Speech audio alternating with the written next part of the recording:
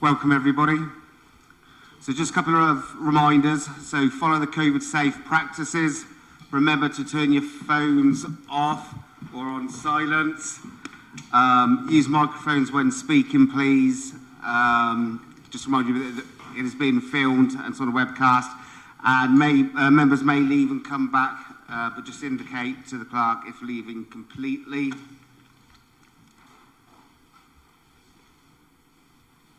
And remember to be kind to each other as well during the debate. Okay, item 1. Apologies for absence, please. Lord Mayor, we've received apologies from Councillors Hunt and Rowley. I don't know if there are any others from the floor. Councillor Malik. Councillor Haynes. Okay, and Councillor Smoton. I'm aware that Councillor Altaf Khan has a family emergency, so he's unable to attend. Thank you very much, appreciate that. Okay, no more show of hands. Okay. Item 2, declarations of interest. Sarge. Yeah, item 6 on the taxis. Thank you very much. Anybody else? I haven't got my glasses.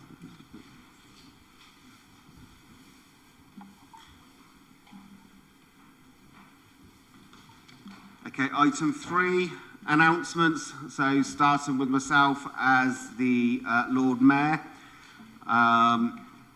So just to remind you all that this is my last council meeting as Lord Mayor. So I thought I'd go out on a budget meeting and we can maybe extend it and have a long night, who knows. The reason that is because I'm going to Grenoble on the 21st, 22nd and 23rd. And it's quite unfortunate because the Deputy Lord Mayor was also asked to go, and very nice, I just reminded him that he needed to deputise me at full council. And but I'll feed back to him about the visit in Grenoble. So, and also it's been a bit of a last minute thing the last couple of days that organised to go to Ramallah. And so I should be leaving with my wife on Sunday morning, 7 o'clock flight, and I should be returning late Friday. And there's a series of events and tours organised, and I'll report back to the whole council as well. So I'll make sure there's lots of photographs and stories, and let you know how it went. And just quickly, there was also the High Sheriff Monwar invited me to the tree planting and a community lunch for the celebration of Her Majesty's the Queen's Platinum Jubilee, and that came about where Monwar and I had walked through Headington Hill, part of the hashtag Move with Mayor Mark, and we thought, you know, isn't it great to have a walk, connect with nature, be outside, this, that and the other, and we said, wouldn't it be great if we did a sort of tree planting initiative? So that's how it came about, and it was attended by other mayors around the county, and our wonderful leader Susan Brown was also in attendance. And what was nice was the community coming together and all the volunteers and organisations like Flows. So, and I think that's it from me. Do we have anything from the Deputy Lord Mayor? Not over the last couple of weeks. Thank you very much, Lord Mayor. Sheriff? Leader, Susan? Yes, thank you, Lord Mayor, and it was a great pleasure, apart from the rain, to join you at the tree planting on Sunday, so thank you for that. It's customary at the February Council to announce the nominations for the civic offices for the following year, so I'd like to do that, if I may, Lord Mayor. And I'm delighted to say that Councillor James Fry has agreed to be Lord Mayor, or to have his name put forward to be Lord Mayor, and that you yourself have agreed to be put forward to be Deputy Lord Mayor, and that Councillor Mike Rowley, who unfortunately isn't able to be with us today, has agreed to have his name put forward to be Sheriff. So those are the nominations for this council. I'm not sure whether we need to take a vote on that now or not. No, fine, okay. But just put them on the record then. Thank you very much. Thank you. Chief Executive, Nothing, Lord Mayor. Chief Finance Officer, Monitoring Officer. Procedure for debate, medium-term financial strategy and budget, to make decisions and timings.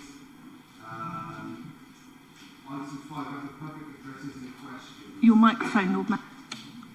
Thank you. Item 5, public addresses and questions. And do we have Adam here?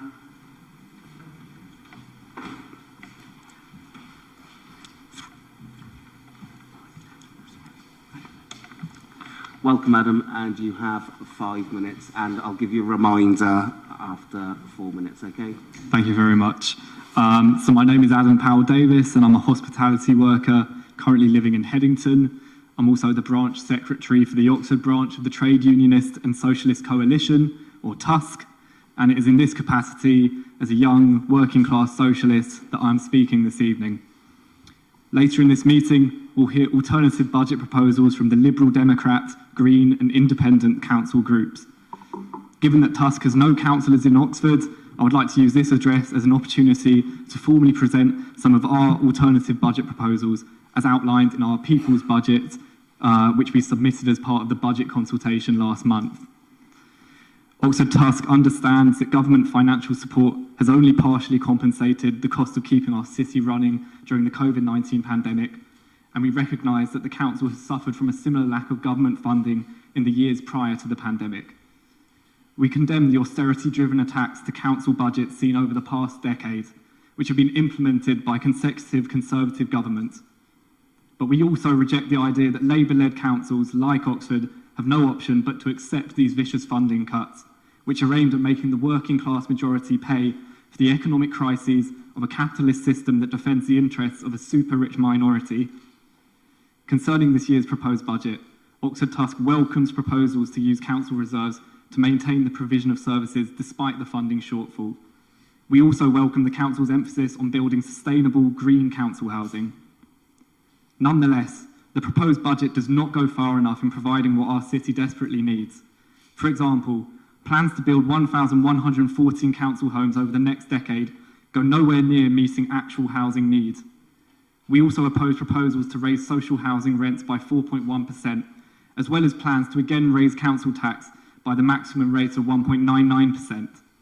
These rises are attempts by the council to make local residents pay for the ongoing crisis in local authority funding, in effect passing on Tory austerity to those who can least afford it. We also ask why £200,000 is being cut from the community funding grant when the council still has over £10 million in reserves. Oxford TUSC demands that the council's not insignificant reserves be used now to first prevent all cuts, and that they be used, together with the council's borrowing powers, to meet the needs of local people. Adopting this tactic, we would make the following proposals. Begin a mass building programme, one that actually meets housing demand, of eco-friendly, affordable council homes, ensuring the local community is consulted throughout. Upgrade the landlord accreditation scheme into a compulsory housing register for private landlords and set up council-run lettings agencies as the means to tackle repair standards, high rents, over-occupancy, extortionate letting fees and unfair evictions for private homes. Use empty business space to tackle homelessness. End rises to council tax and council housing rents. Demand the government provides the funding Oxford needs, instead of passing the bill on to those who can least afford it. Publicly oppose academisation and demand the county council bring schools under local authority control.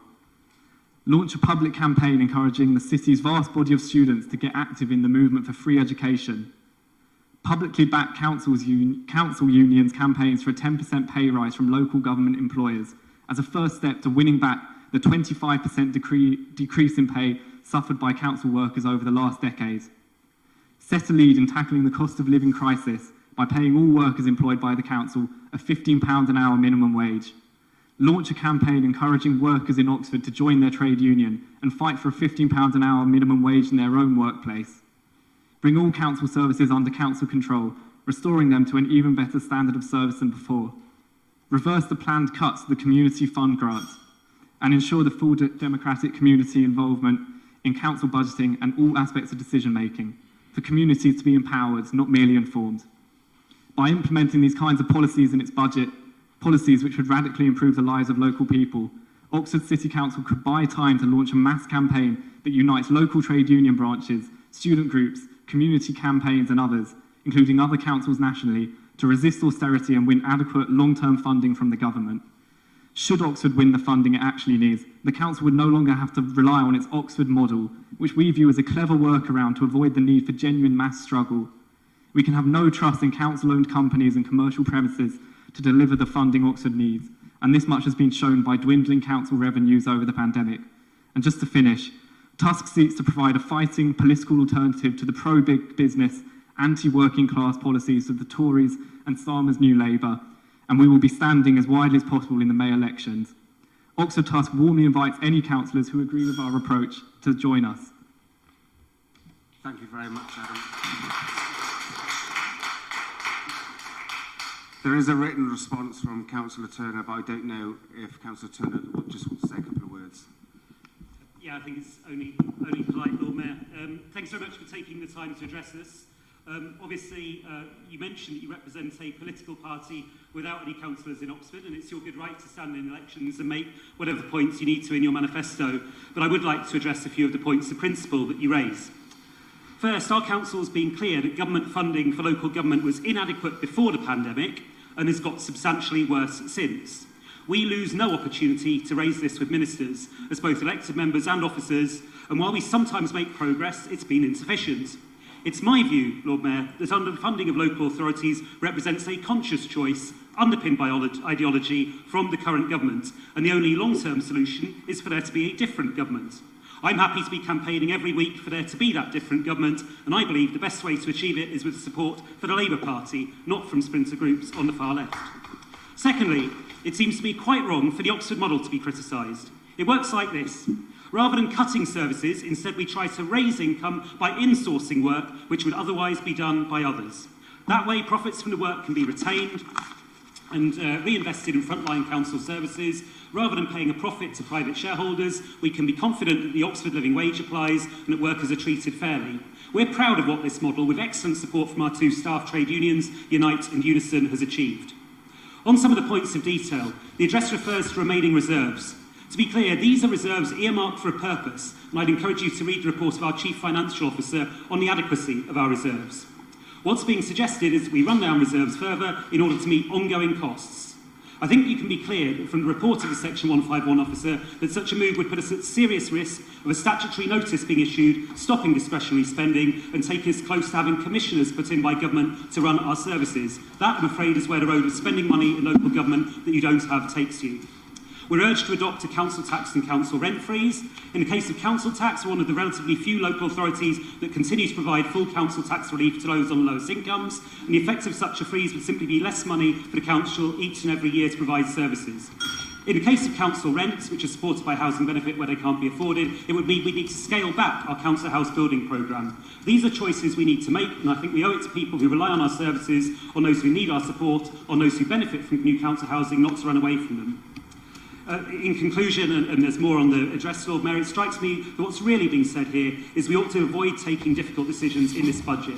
We ought to rip up our successful Oxford model. We ought to hammer the sources of income that enable us to fund our frontline services and build new council houses. We ought to make our budget balanced by speculating that continued lobbying of the government will lead the Conservatives suddenly to release millions of pounds to fund services properly. If, or more likely when, that doesn't happen, we'd have no reserves left, we'd be barred from discretionary spending, we'd be laying off staff left, right and centre, we'd be letting down precisely the people we're elected to serve. I, Lord Mayor, for one, have no interest in being part of such an outrageous betrayal of our community. Thank you very much.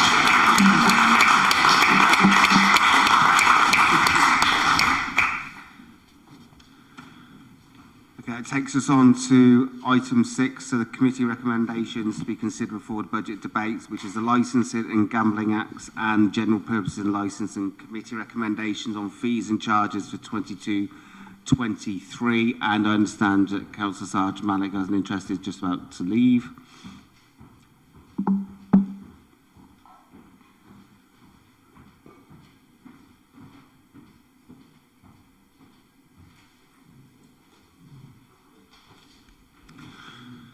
So I'll hand over to Councillor Cook and Councillor Clarkson. So the recommendation is that the Council resolves to agree the relevant licence fees and charges for 22-23 are set out in item 6A, B and C and repeated in the relevant sections of item 8 in appendix 7.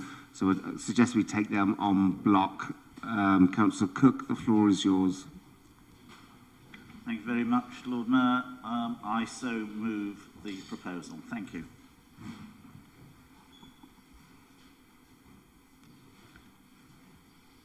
We have a second to that, Mary.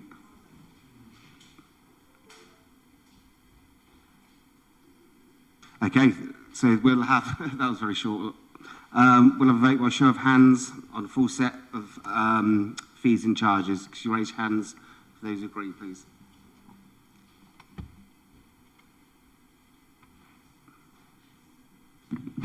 Lord Mayor, that's 41, which is everyone in the room. Sorry, 40 in the room. Okay, we can ask Councillor Sarge Malik to come back now, please.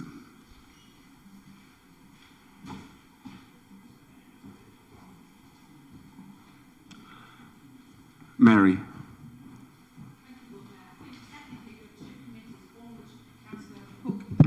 Chairs and one which I chair, both of which have fees and charges. So we've approved the ones that Councillor Cook chairs, and for the one that I chair, we also need to approve it. Most charges haven't increased this year due to the challenges of the pandemic, and I would say that the recommendations were unanimously supported by members of the committee. Thank you. So, my apologies, Sarge. Sorry, you just have to leave and come back. No, I know, because we it's move with rare mark.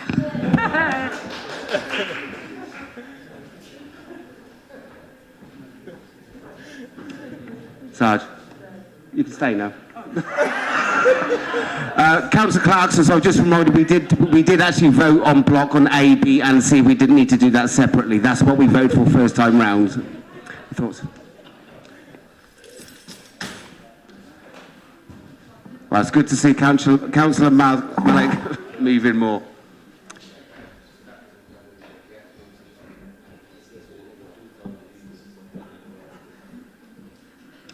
Okay, item 7, report of the Council's Chief Finance Officer on the robustness of the 2022-2023 budget. Nigel Kennedy, the floor is yours. Thank you, Lord Mayor. Under Section 25 of the Local Government Act 2003, there is a requirement for me, as your Chief Financial Officer, to report to the Council on 2 issues. One, the robustness of estimates made for the purposes of calculation of the budget, and secondly, the adequacy of proposed financial reserves. And Council are required to consider this and have regard to this advice when they consider the budget. In the case of the robustness of the estimates, I acknowledge the work that's been undertaken by the finance team, the corporate management team, the cabinet and scrutiny panel, who have provided the necessary scrutiny of the figures included in the budget. They've challenged the assumptions and the estimates, some of which, certainly around things like business rates, are significant in numbers, and the government's one-year settlement does little to give any further clarification on these. On the reserves, in the context of budget setting, the pandemic still features strongly. The estimates of the impact on income streams I've previously made still hold true, though. I previously estimated that we will lose around 29 million of income over the next 4-year period. We still have reduced income in many of these areas, including commercial rents, car parking, also town hall lettings. In setting the new 4-year plan, I've maintained the position I outlined of using £11 million of the Council's reserves and balances to balance the plan over the next 4 years. Although it should be noted that this is a 54% reduction in earmarked reserves over the period to around 16 million. People often say, what is the level of reserves we should hold? CIFRA have done some work on resilience, but the latest is based on 2021, pre-pandemic, and could be considered misleading. There is not really a fast and ready rule. It depends on individual circumstances, the services provided by the authority, and the risk that it is running. The Oxford model does bring with it a higher level of risk that I previously highlighted, including the increased resilience on income streams from our companies, which are estimated to deliver around 37 million over the MTFP period, and also the resilience, or the reliance, on income streams, many of which have been so badly hit by COVID. It's no surprise that in setting the budget and the MTFP for the coming period, my advice and the strategy was that we should use no more from reserves over this period. In conclusion, I'm happy to sign off the rigour and robustness of the estimates over the 4-year period, and I'm satisfied that even with the draw on reserves of 11 million that we are planning over the next MTFP period, we do still have sufficient amount to provide sufficient financial resilience for the Council based on these estimates. But my advice would be that we can draw on these no more for the time being on these reserves, and ideally they need topping up when positive variations to the budget allow. Thank you, Lord Mayor. Thank you very much, Nigel. So just to note the comments there. We'll move on to item 8, which is in your main pack, pages 47 to 84. The report of the Scrutiny Budget Review Group. Councillor Fry. Thank you very much, Lord Mayor. First of all, as is always the case, but maybe truer this year than ever, the panel, and especially our scrutiny officer, Tom Hudson, and also clearly Nigel Kennedy, who's a very hard-working man, deserve very great praise for all their hard work at the many meetings we've held during the panel's debates. Just by way of background, as you already gathered, the Council's very limited in its abilities to increase revenues via higher charges or council tax. I always have to remind people that the Council receives of business rates a mere 8%. People think somehow we're swimming in money. We are not. And so the need to boost revenues in other ways is a feature of all our budgets, and that's why the Oxford model and the income from companies is so important. We made 22 recommendations, some of which are confidential. Of these, 15 were accepted in full, 3 were confidential items. Of the remaining 7, 3 were partially accepted, and of those 3, 2 were confidential. 3 were rejected as not applicable, which I question in some cases, and I think it requires more care in drafting recommendations in future, and just 1 out of the 22 was rejected outright. And all in all, I think this is a good outcome. I want to highlight just 6 of our recommendations. They're all, as you've heard already, in the pack. And of the 6, all but the last one I'll mention were recommended and accepted.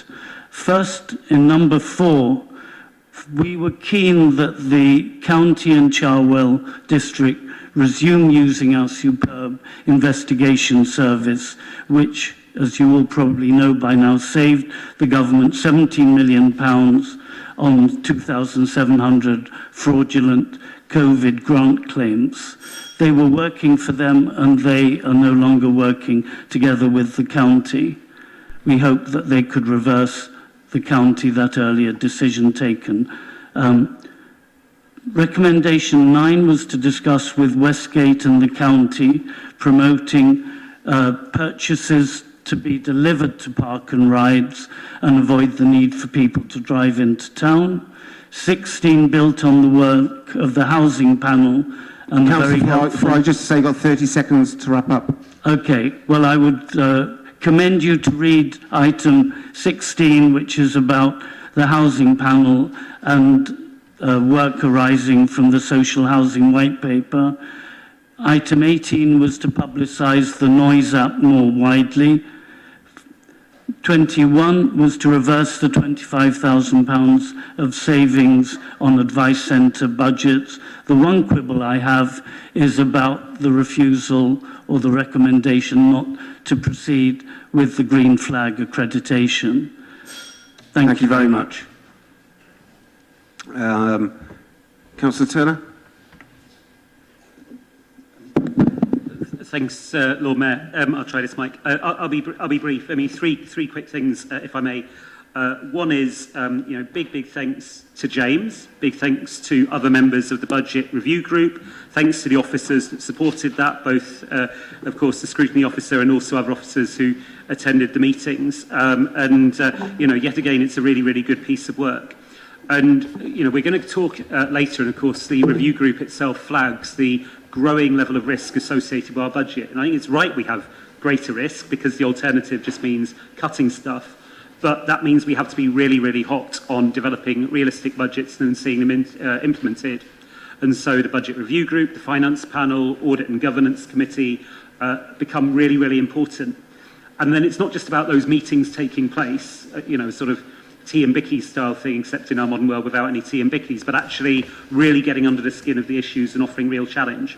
And I think, having read quite a number of reports where things have gone wrong in local government, that's not happened. And so this work is just really, really valuable and really important. And I think every year it becomes more so. So that's first thing, big thanks. Secondly, James is absolutely right. By and large, the recommendations have been accepted. A few cases where maybe slight cross wires. I don't really concern themselves about it, and I hope we're not going to fall out too much about the exact way we deliver our biodiversity services. But happy to keep that one under review. I think that was the only one that we didn't accept. And I'm glad the fraud point is made, and just for your information, Lord Mayor, and that of Council, I wrote actually privately to the Secretary of State, a bit concerned that the ambitious timescale for getting grants out to businesses meant we were going to be stretched to do the necessary checks. Today, by coincidence, I got a beautiful letter back, full of thanks for the hard work of the Council, full of thanks for the hard work of officers, both in getting the grants out and combating fraud, and it's all so good, but they weren't going to review the timescale and instead directed us to a new question and answer section on their website, which was going to make it all right. So that was just great.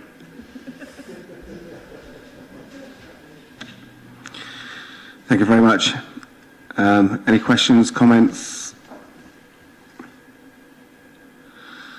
That's good. Okay, that'll take... Can I say a little bit in light of that, if that's possible? You want to comment It's on... just a comment, really, more comment than anything else. Yes, you may. If I may. It's really principally about... Can you turn your microphone on, please? Sure. I mean, it has been said, but principally it's the concern, the head of finance's speech, and about the medium-term financial strategy as it currently stands. And the point that he made, which I think needs emphasising, is it depends on the Oxford model and the major investments made and planned to be made by the city. As our head of finance has said, and I thought fairly demurely, the success of the council's wholly owned companies will be key to the financial success, with returns and dividends over the medium term of around 37 million factored in. To date, the ODS has failed to provide the dividend. The OHCL has a very small one, but so far the city companies owe their existence to what might be described as a very good relationship with their bank manager. The Oxford model will have to cope with an unsympathetic national government.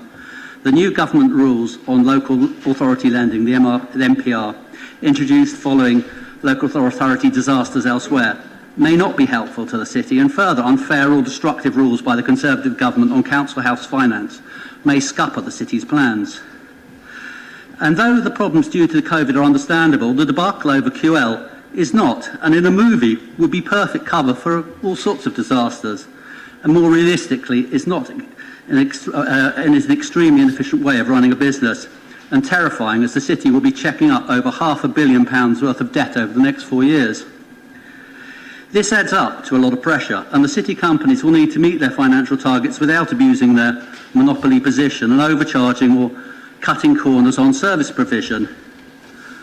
On small provisions where we have cited the rates, there is some concern that ODS is charging too much and simply adding too great an overhead to local tradesmen's rates. More benchmarking is essential, not least the very modest Green Flag Awards. Scrutiny shouldn't be petty or Gregrindish, but overcharging or underperforming will be answerable at the ballot box. The other big issue the Oxford model faces is governance.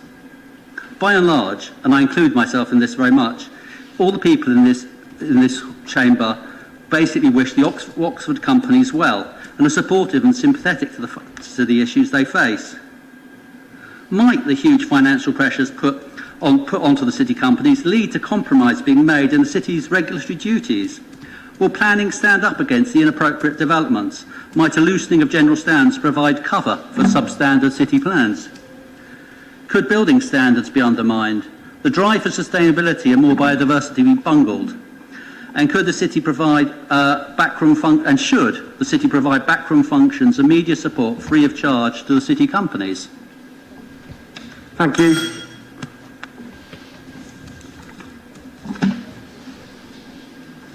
Thank you. Mayor, just quickly, No, thank you. Okay, that's my main points. Thank you. We just note the comments there, and we'll move on to item 9. Yeah, microphone, thank you very much. And so we've got the budget 2021-22 and the medium-term financial strategy 22-23 to 24-25. And we've got Councillor Turner to propose the administration's budget. Over to you, Ed. The floor is yours. Thanks very much indeed, Lord Mayor, fellow councillors. It's good to be back in the council chamber proposing a budget, though we're acutely aware of what's happened since the last time we could do so. Deaths of so many loved ones close to us, millions of lives lost and still being lost across the globe, livelihoods wiped out, extraordinary pressure on our health services and our wider public services. This period has also changed forever the way we work and has left an indelible mark on our council finances. In this, though, I remain conscious of how our council workforce has stepped up to help. We acknowledged that effort this time last year, and it's continued. Colleagues going the extra mile, whether it's working from home alongside caring responsibilities, somehow continuing to answer the calls and emails, process benefit inquiries, send out grants to businesses on top of doing other work, helping deliver food parcels and provide support to vulnerable people, or carrying on collecting bins and doing council house repairs, putting staff themselves in harm's way on the front line. This has been absolutely tremendous, and I'm just immensely proud of each and every member of our council workforce. Thank you all. I'd also note in this context that we have included funding for the new 2-year pay deal, which we've agreed with our trade union colleagues in Unison and Unite. We've got a government in Westminster which is intent on trashing relations with unions, making it harder for them to organise. And our council shows there's a different way, where we have regular, honest and open dialogue about the challenges we face, where we have the shared objective of avoiding compulsory redundancies, recognising what our staff do and making Oxford a fairer, more equal place to live.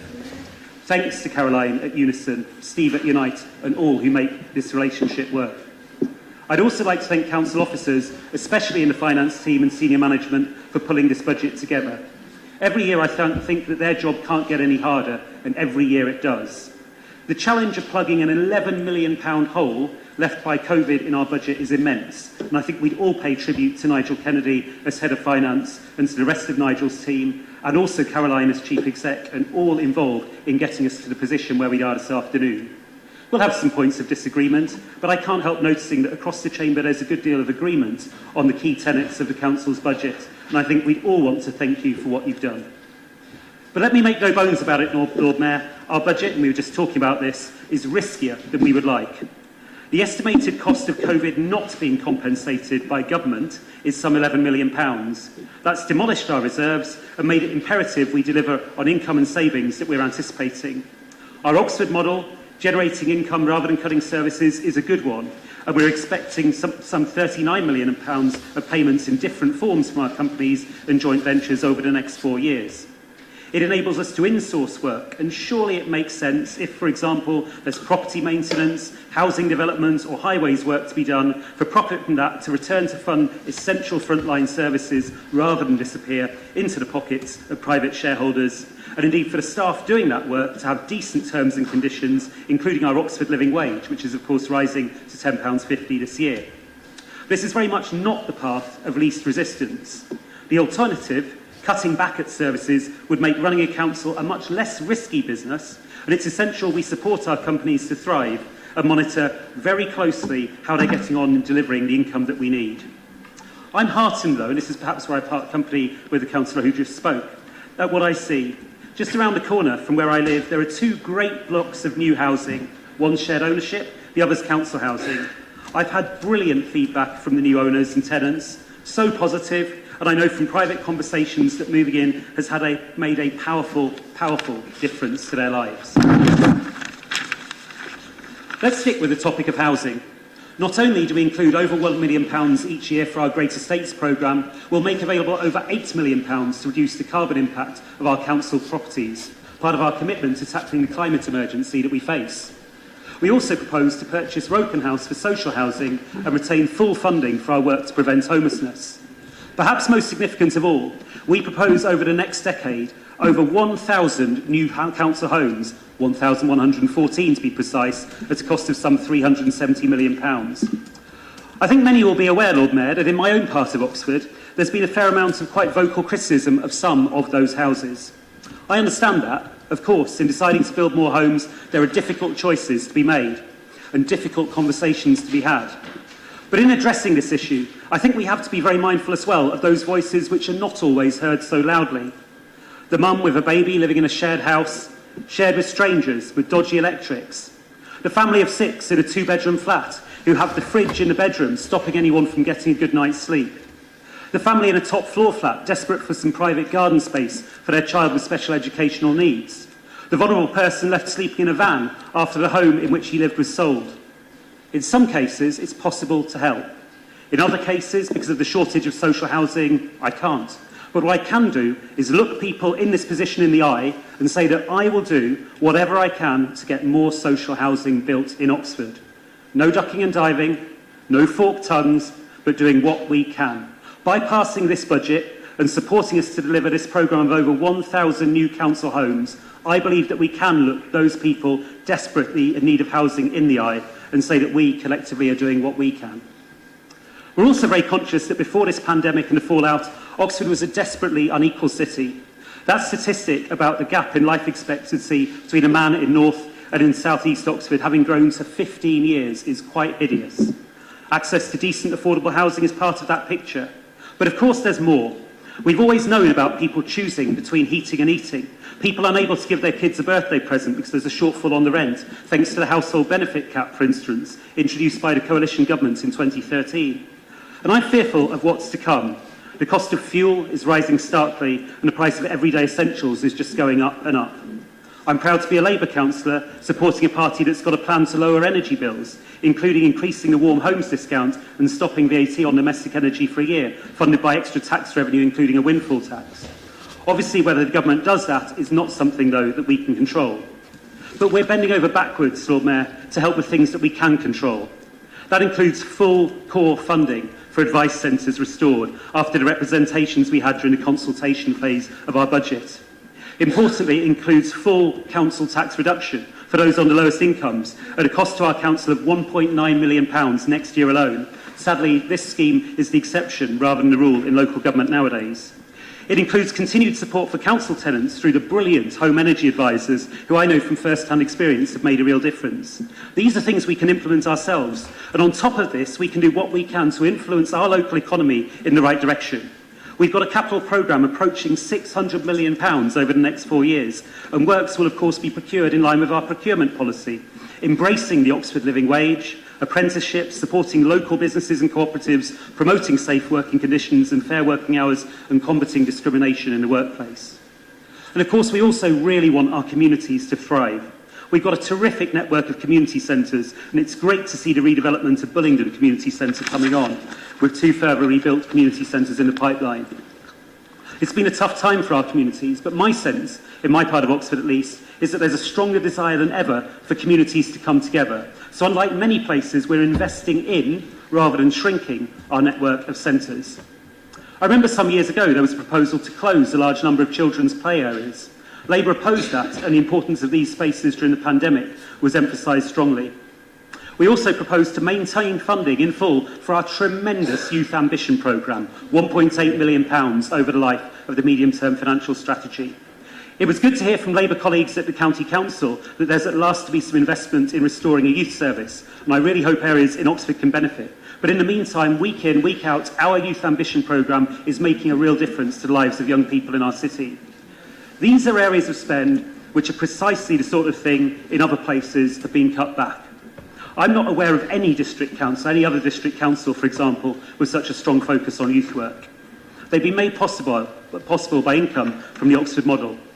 Yes, to a cold-hearted government minister, they would be discretionary services, possibly a nice-to-have, the sort of thing that could be cut back in the name of efficiency. But I passionately believe, Lord Mayor, that would be the wrong choice. Not supporting our young people would probably bring greater costs for our society in the future, but more importantly, there's the cost in untapped potential, in a lack of personal fulfilment for those young people now, and which would stay with them for the rest of their lives. We also propose retaining our funding for the localities and culture teams and funding our wonderful new museum. The localities team, funded to the tune of over £3.3 million across the MTFS, is so important in supporting the diversity of our city. I think about the way, for example, our council and our city has stepped up to the plate in recent years welcoming refugees from Syria and beyond, reflecting a tremendous collective effort.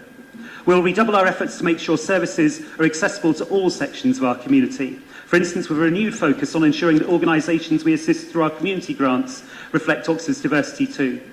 Or take the example of cultural funding retained in this budget. This isn't about funding elite culture. It's about making sure that culture in Oxford is available to all sections of the community. Or think about our international links work. You were talking about that just now, Lord Mayor, sharing experiences and bringing communities together with our range of partners from Bonn to Grenoble, from Wrocław to Ramallah, not just celebrating Oxford's diversity and internationalism, but actually harnessing international opportunities that these friendships present for people across the city, especially those who wouldn't otherwise have the chance. Yes, so many of these things are discretionary.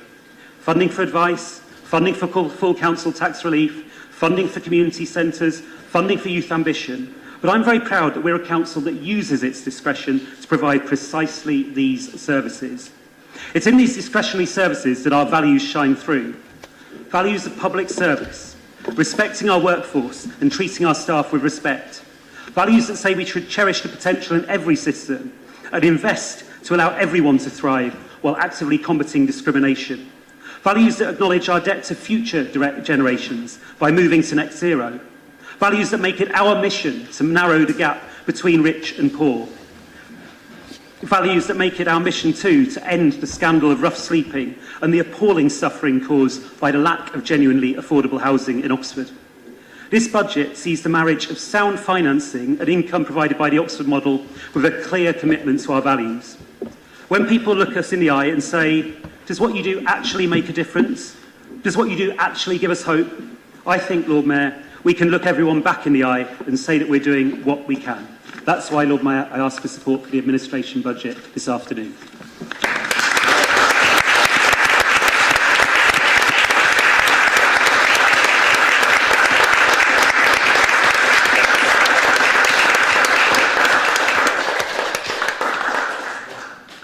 Do we have a seconder, please? Formally? Formally second, reserve my right to speak. Okay. And just to remind you to refer everyone that is clear what they're voting on, so the recommendations are set out on the agenda and the briefing notes. Okay, so the Liberal Democrats amendment, please. My apologies. Councillor Smelton, please. Thank you. The budget before Council today comes in extremely difficult times.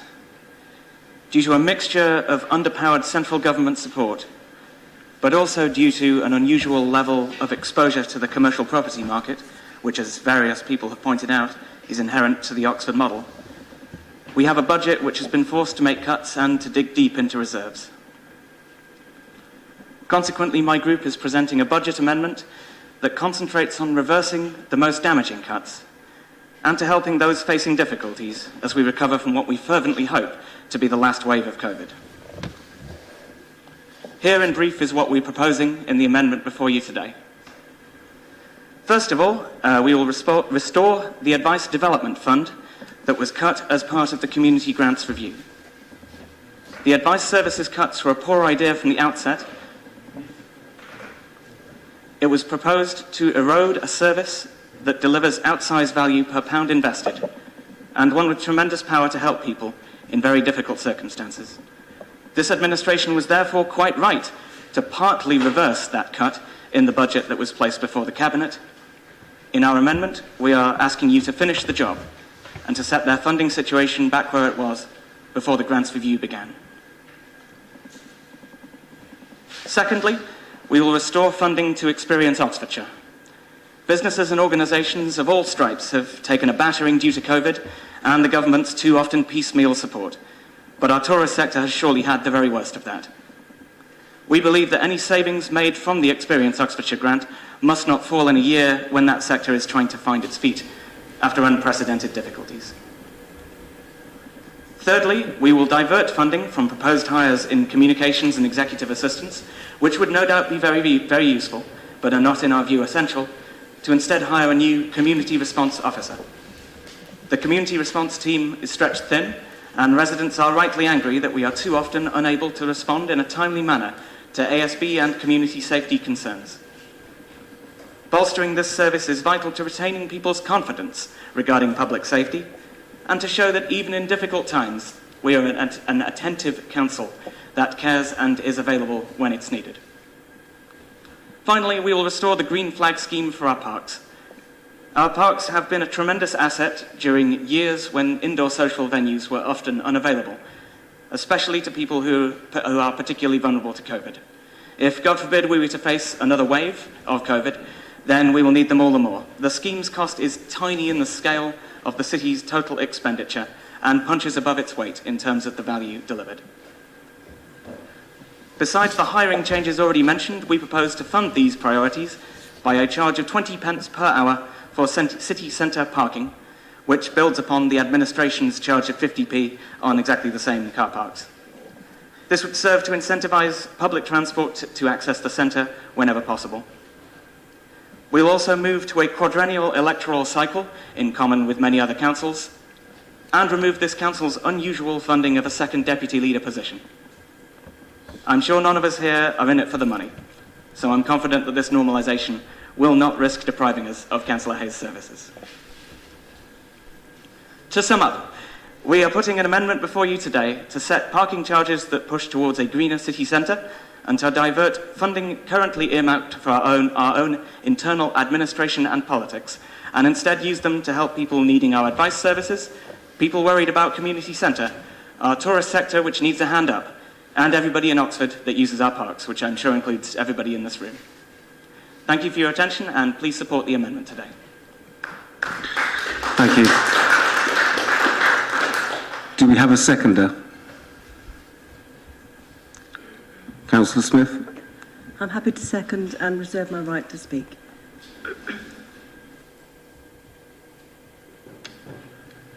Councillor Turner, to respond? Yeah, thanks very much indeed, Lord Mayor, and thanks to Chris for the contribution. I mean, if I may, I enjoyed Chris's contribution more than I enjoyed Tom's contribution just now, which I thought at times was rather scurrilous in its content. But perhaps we're best moving on for that. I mean, there are a number of ideas for spending here, Lord Mayor, which are, in principle, good ideas. And I think they're ones which we wouldn't have a massive problem with if we had more money. And I think the councillor's quite right to flag the straitened times that we're in. Of course, for example, with Experience Oxfordshire, we've done our best to try and support that organisation by drawing on government funds which have been available for the recovery of tourism, and that's been our way of showing some support. I have to say, though, there are also, I've got some quite severe reservations about some aspect of this, and I think some colleagues will come in on this as well. I mean, first of all, on the regularity of elections, sometimes elections are more enjoyable, sometimes they're less enjoyable, and I appreciate for the Lib Dems they've perhaps been a little bit less enjoyable in recent times, but it's not a reason to hold them less often. We do think that having those biannual elections is an important part of our regular accountability towards our electorate. On councillors' allowances, what we tended to do is follow to the letter the recommendations of the independent review, and we think it's right to stick with that principle, and of course it's open to councillors to make representations when the allowances are up for review, rather than kind of weighing in and politically worksmithing all of the alternatives. And then there are a couple of bids which aren't proposed to be funded, and I am really quite concerned about those, and I hope the councillor has been briefed by officers about the impact. So on communication, we've had from the Head of Communications quite a full briefing, but in principle what happened was there was a change in the structure of that area of work so that the head moved up a notch, the chief executive became the chief executive, the previous head of communications moved up a notch, a deputy moved up a notch, and all this is doing is backfilling. And if we don't agree this, then we will have a significant reduction in our communications capacity now. And it does strike me at a time we really need to be working on communicating with our communities, with so much going on, with so much, for example, of the equality and diversity work where it's absolutely essential that lines of communication with the council are open, that would be the wrong thing to do. The other one, it's probably a less glamorous area of council work, is around executive support. Again, that additional post was something which was agreed in previous years. It was supported in the budget then. It wasn't filled, recognising the straitened times, but now that team is just really, really stretched. And I think there are two bad things which could flow. One is people feeling under pressure to work unreasonable hours, and we wouldn't want that. The other is that senior officers end up being diverted into doing things which could be delegated. And again, given the complexity of the council's work, and I think it's a much more complex work than it was with the Oxford model, that just isn't justifiable or the right thing to do. Others may comment on other aspects of this, Lord Mayor, but for those reasons, while appreciating the way this has been constructed and presented, it's clear, and I think it could be implemented. I don't think it'd be the right thing to do.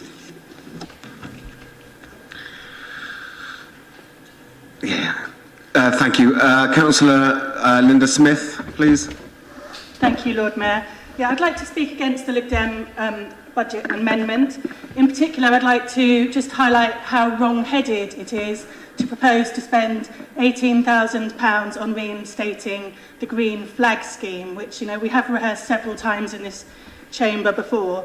This council carries out regular surveys of park users. We've got user groups in most of the parks which used to have a green flag. We've got local ward councillors, we've got our cabinet member, we've got the community services team on the client side of the council, all working with ODS year-round to make sure our parks look their best. Not being part of the green flag scheme also means that we can set our own priorities for how the parks should be managed. It's not a tick box exercise to please the green flag judges. We can tweak the attention different parks need at different times of the day, at different times of the year, so it's far more responsive. So we really don't need to spend £18,000 just to have a green flag flying in order to congratulate ourselves, give ourselves a pat on the back about how brilliant our parks are, because we all know how brilliant they are, how valued they are by our residents, and our residents and park users can be the best judge of them.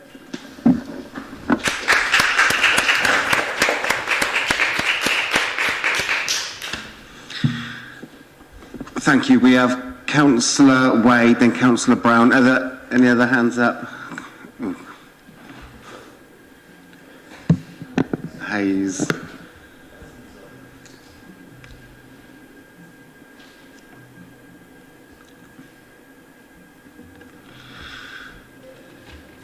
Councillor Wade. Thank you, Lord Mayor. I'd just like to refer to one issue raised in our amendment about community grants review and its effect on our 3 advice centres in Blackbird, Lees, Barton and Rosehill and Donington. The review was, on the surface, commendable. It was to look at the challenges created by COVID and new ways of meeting those challenges in a profoundly unequal city where 29% of our children live below the poverty line. However, there was an underlying challenge for the reviewers to reduce the grants to community groups by £200,000 per annum. A small cut, you might say, to a grants pot of £1.72 million, but a disaster to many small community groups. And community providers chosen to receive a major slice of the £200,000 cuts are advice centres at Blackbird, Lees, Barton and Rosehill and Donington. Following a powerful address to scrutiny by Sue Tanner, whom we all know and respect, and budget review group support, the 25k core funding which was to be cut has been restored.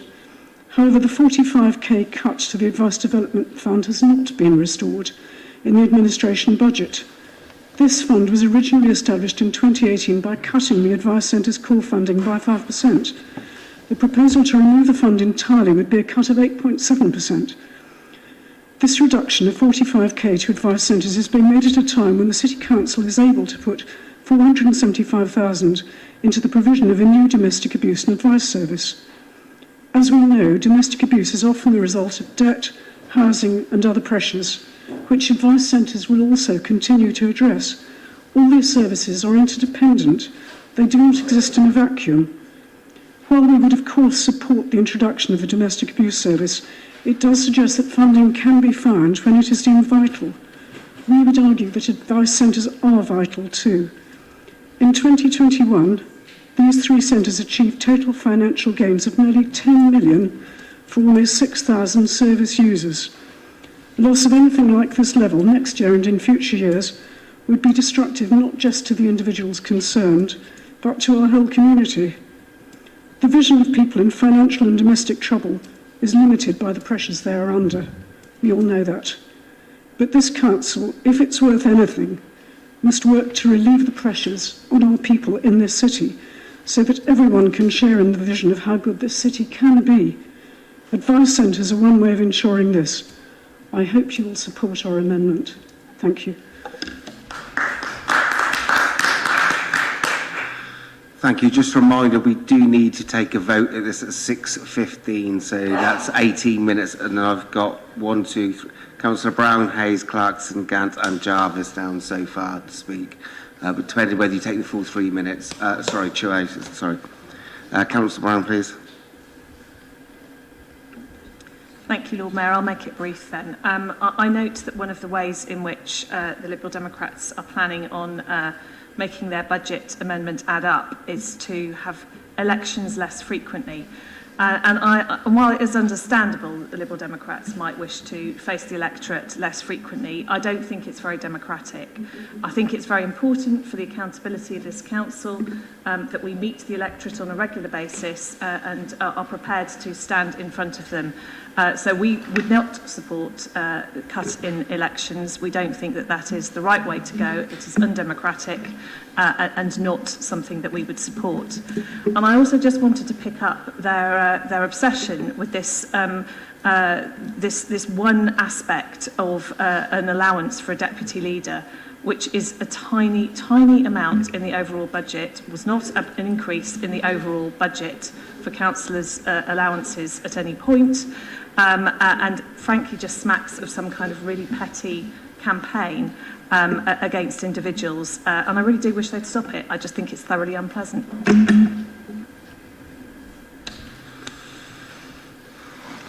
Thank you, Susan. Tom? Thanks, Lord Mayor. I'll be quite brief because I recognise we're short on time. I think we need to reflect on why we are here, why we are in this situation. Of course, the pandemic has taken its toll, but we must also remember that the Liberal Democrats were collaborators in government for 5 years in undermining local government, and in particular undermining the City Council. I remember the words of Polly Mackenzie, a policy director for Nick Clegg, who said that it was a fair deal to have got a tightening of benefit sanctions in exchange for the 5p charge on bags. I remember the Liberal Democrats in government who brought in universal credit. So when I hear Liberal Democrats in this chamber talking about the importance of supporting the most vulnerable, it does slightly still sound hypocritical. I also want to say that while I welcome the constructive approach by Councillor Smelton, this budget proposal, this budget amendment, just feels entirely lacking. We're in a pivotal moment. We need our opposition parties to be stepping up with balanced ideas, with good proposals. We're facing a cost of living crisis, we're facing an underfunding of this council crisis, we're facing a climate crisis, and we're continuing to face the pandemic. And what we look for is leadership in this council, but it's lacking from the Liberal Democrats. They want to tinker at the edges, they don't have anything big and systematic which they want to introduce. There is literally nothing in this set of proposals which leads me to have any sort of confidence that were you to run the council, you would have any commitment to really delivering on the action needed to meet our climate crisis. And that really worries me as a citizen of Oxford. I think that's entirely lacking. I also want to mention that it feels like you're proposing things for headlines, which may not be a surprise coming into the election season. But the proposals, particularly around increasing car parking charges, just feel to me like you've plucked numbers out of the air, you've thrown them onto a page, and you've tossed them over to the council. That's not the way to make policy. we need to be thinking through what is the right level in order to attract people into the city, as well as achieving our decarbonisation goals and reducing car use in the city. How is this particular level going to help to small businesses to recover from the pandemic? How is it going to help to get our roads flowing more easily? And I think I want to close just by talking about the intent of the Liberal Democrats to do more with less. Our council staff are extraordinary. How they have managed to do what they've done over the last 2 years in particular is beyond me. And what you're proposing to do is hack away at jobs. To ask those people who have been working at home with care and responsibilities to do far more with less. And I think that's not on. And I'll close just by saying that if the Liberal Democrats really were committed to being a true leader of this council, they would be thinking about relations with the staff, they would be thinking about relations with the trades union, and they would also be thinking about how we can achieve greater belonging by people to other people in their communities, but also to place. By the proposed axing of the communications post, we dilute our ability to speak to our city at a very point in time when trust in politics is so low. So I'm afraid I find this budget amendment, set of amendments quite lacking, and I would urge Liberal Democrats at the next budget to come back with firmer proposals. Thank you, Tom. Councillor Clarkson. Thank you, Lord Mayor. Yes, I'd just really like to follow on partly from what Tom has said, but specifically about the proposals for Experience Oxfordshire. As members will remember, we've been here before and we've thrashed this out over a number of budgets. But since the pandemic, we have worked very closely with Experience Oxfordshire. We've worked very closely supporting businesses in hospitality and tourism to sustain them through the pandemic. But also, it's not just about giving money to Experience Oxfordshire. Over on this side of the house, what we want to do is to create a city which draws people in, and we have done that through successful and popular measures such as Broadmeadow, through supporting the closure of roads and pavement cafes, and making Oxford more attractive to visit. I think that's the way to go, and I think that's what we will want to continue to do. I also find it rather ironic that the Lib Dems say they want to support tourism, and yet at the same time put yet more money on car park charges. Yes, in an ideal world, everyone would come in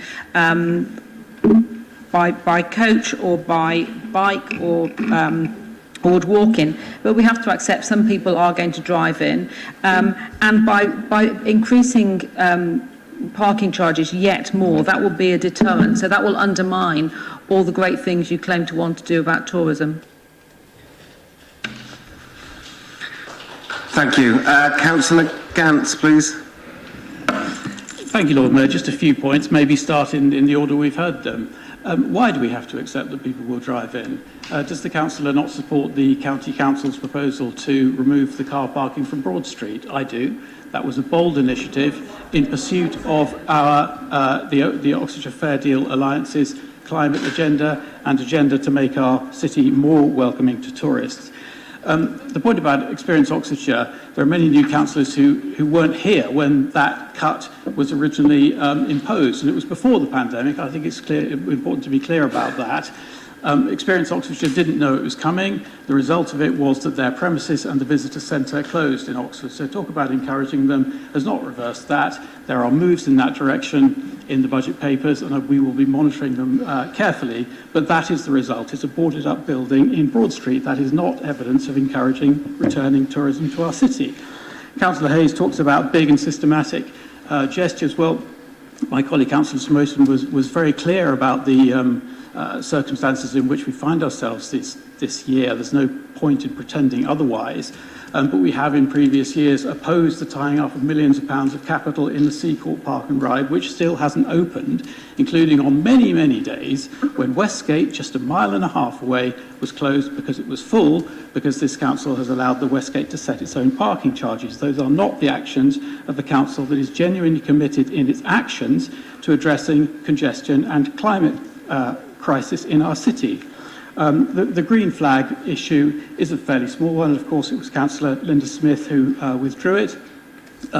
All I say is that the Budget Review Group also made the point that it would be welcome to have it. Talk of our budget amendment hacking jobs is, really not true and not fair. There are choices to be made. We all know that, and we have proposed sensible and proportionate choices.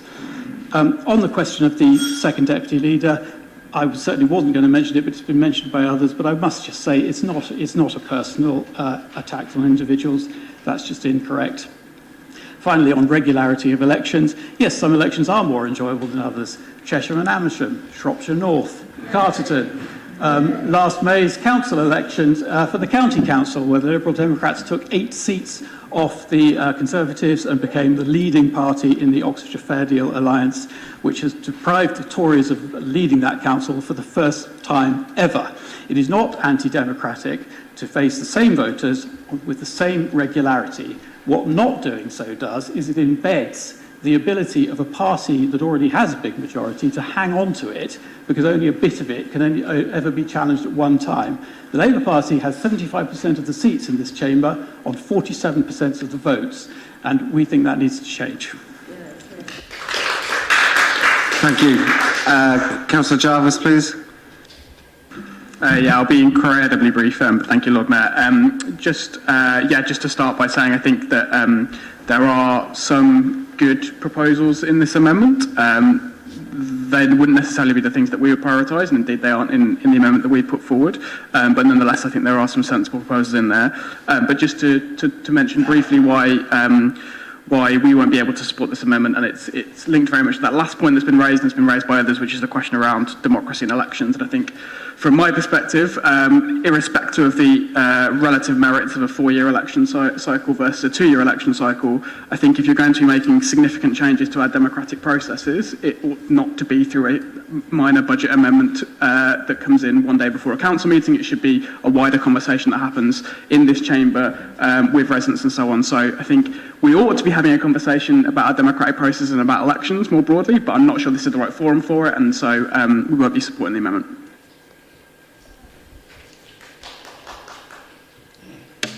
Councillor McCongay, I think that's the last speaker on the floor. Thank you.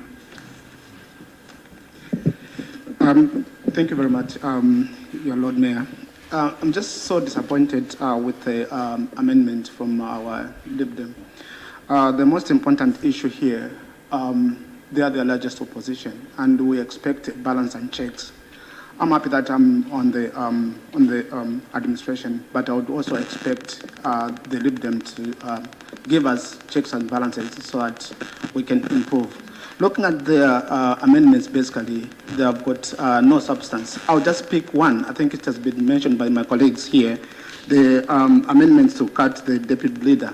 They have given a reason why they are proposing this. The reason they have given is because there's no post from other comparable authorities. And they have gone further to say there's no post at the county council. Honestly, I think we should get the constructive amendment so that we can think about that to improve our democracy and our budget. Thank you.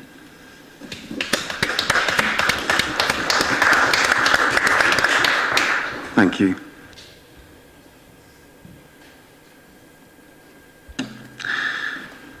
Councillor Ross-Smith. Thank you, Lord Mayor, and thank you to everybody that spoke this evening as well to the amendments, whether it was for or against. I think it's good to have debate and to be polite to each other. There's a couple of things I do want to pick up on. One was the green flag scheme that we have already, and we have actually consulted the Friends groups, and the majority of the Friends groups would actually like to see it reinstated, and I understand it was mentioned at the Finance Scrutiny Committee as well. It's not just a question of having the flag and having inspectors round. It's much more than that. It's our Friends groups working with staff. And as you know, we used to have one dedicated staff to each park linked, but it seems now that we don't have that anymore, and that's to be regretted, particularly in one of our local parks in Headington, Bury Knoll Park. The question of elections every 4 years. Well, I agree with some of the people. Actually, do you know what? We ought to have proportional representation. That's what we should have. Let's make votes fair, please. My colleague explained about the percentage that we've seen. We've also had some comments about income and so forth. High streets are changing. not just our high street in the city centre, but in our suburbs as well. And that's partly, obviously, because of the pandemic. A lot more people are working from home. And I think this council should be promoting the 15 or 20 minutes live close to work and to where you can shop. Recent reports about high streets, both in the outlying areas and in city centres, has shown that there was, before the pandemic, a 60 to 70% retail mix with just a 20 to 30% leisure and the rest being made up of banks and other facilities. That has now changed dramatically. We're seeing the bookshops closing in the city centre. I understand Blackwall's is up for sale. And that is because more people are buying online. So we are seeing that change. Having said that, we're seeing our cafe and restaurant people actually go up on the number of percentage. We've also seen a decline in the banks and other things. But I think we're going to see a much more sort of leisure facilities actually on our high streets.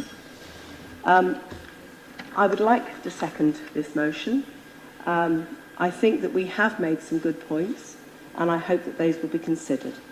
But Experience Oxford and tourism are important for our city, and that will be important too going forward. Many thanks.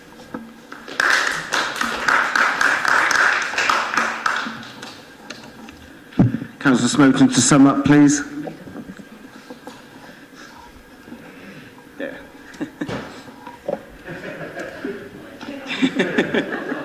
Well done. Thank you, Lord Mayor.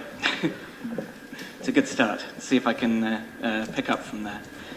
All right, just a few points to pick up. The majority of these have been picked up by my colleagues in the course of the debate. Let's see, what have I got? Communications and executive assistance. I think a compelling case has been made by I believe, two different councillors, so I should have written names down, that those are good things to have if we can have them, but obviously limited resources. So it's fair to say, in an unlimited resource scenario, of course we want to make all those hires that are being recommended, but can we really look our constituents in the face and say that is a higher priority than hiring the community response officer, or a higher priority than restoring the advice development fund? You know, some of those things are internal and they're good if we can possibly have them. Some of those things are directly facing onto members of the public. It's for that reason that I respectfully suggest that those should have a higher priority. What else have I got?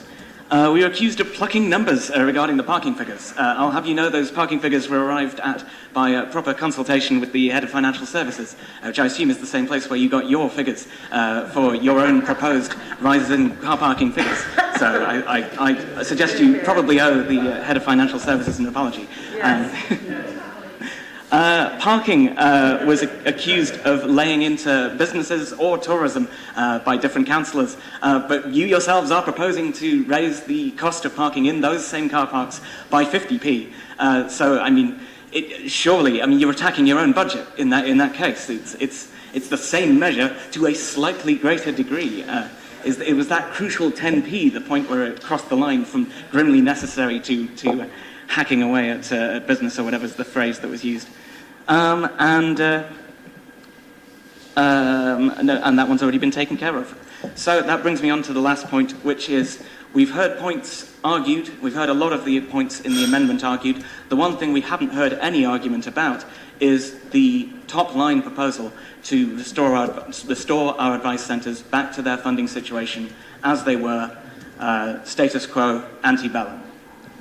Given that there has been no rebuttal to that from those on the Labour benches, will they therefore commit to restore that to its original situation?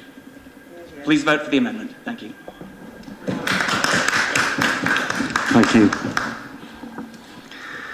Okay, now we're going to move on to the Green Group. But sorry, yeah, we better vote first, actually, hadn't we? Okay,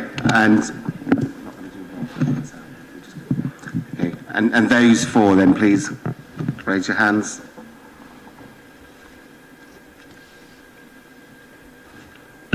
Eight, Lord Mayor. Those against?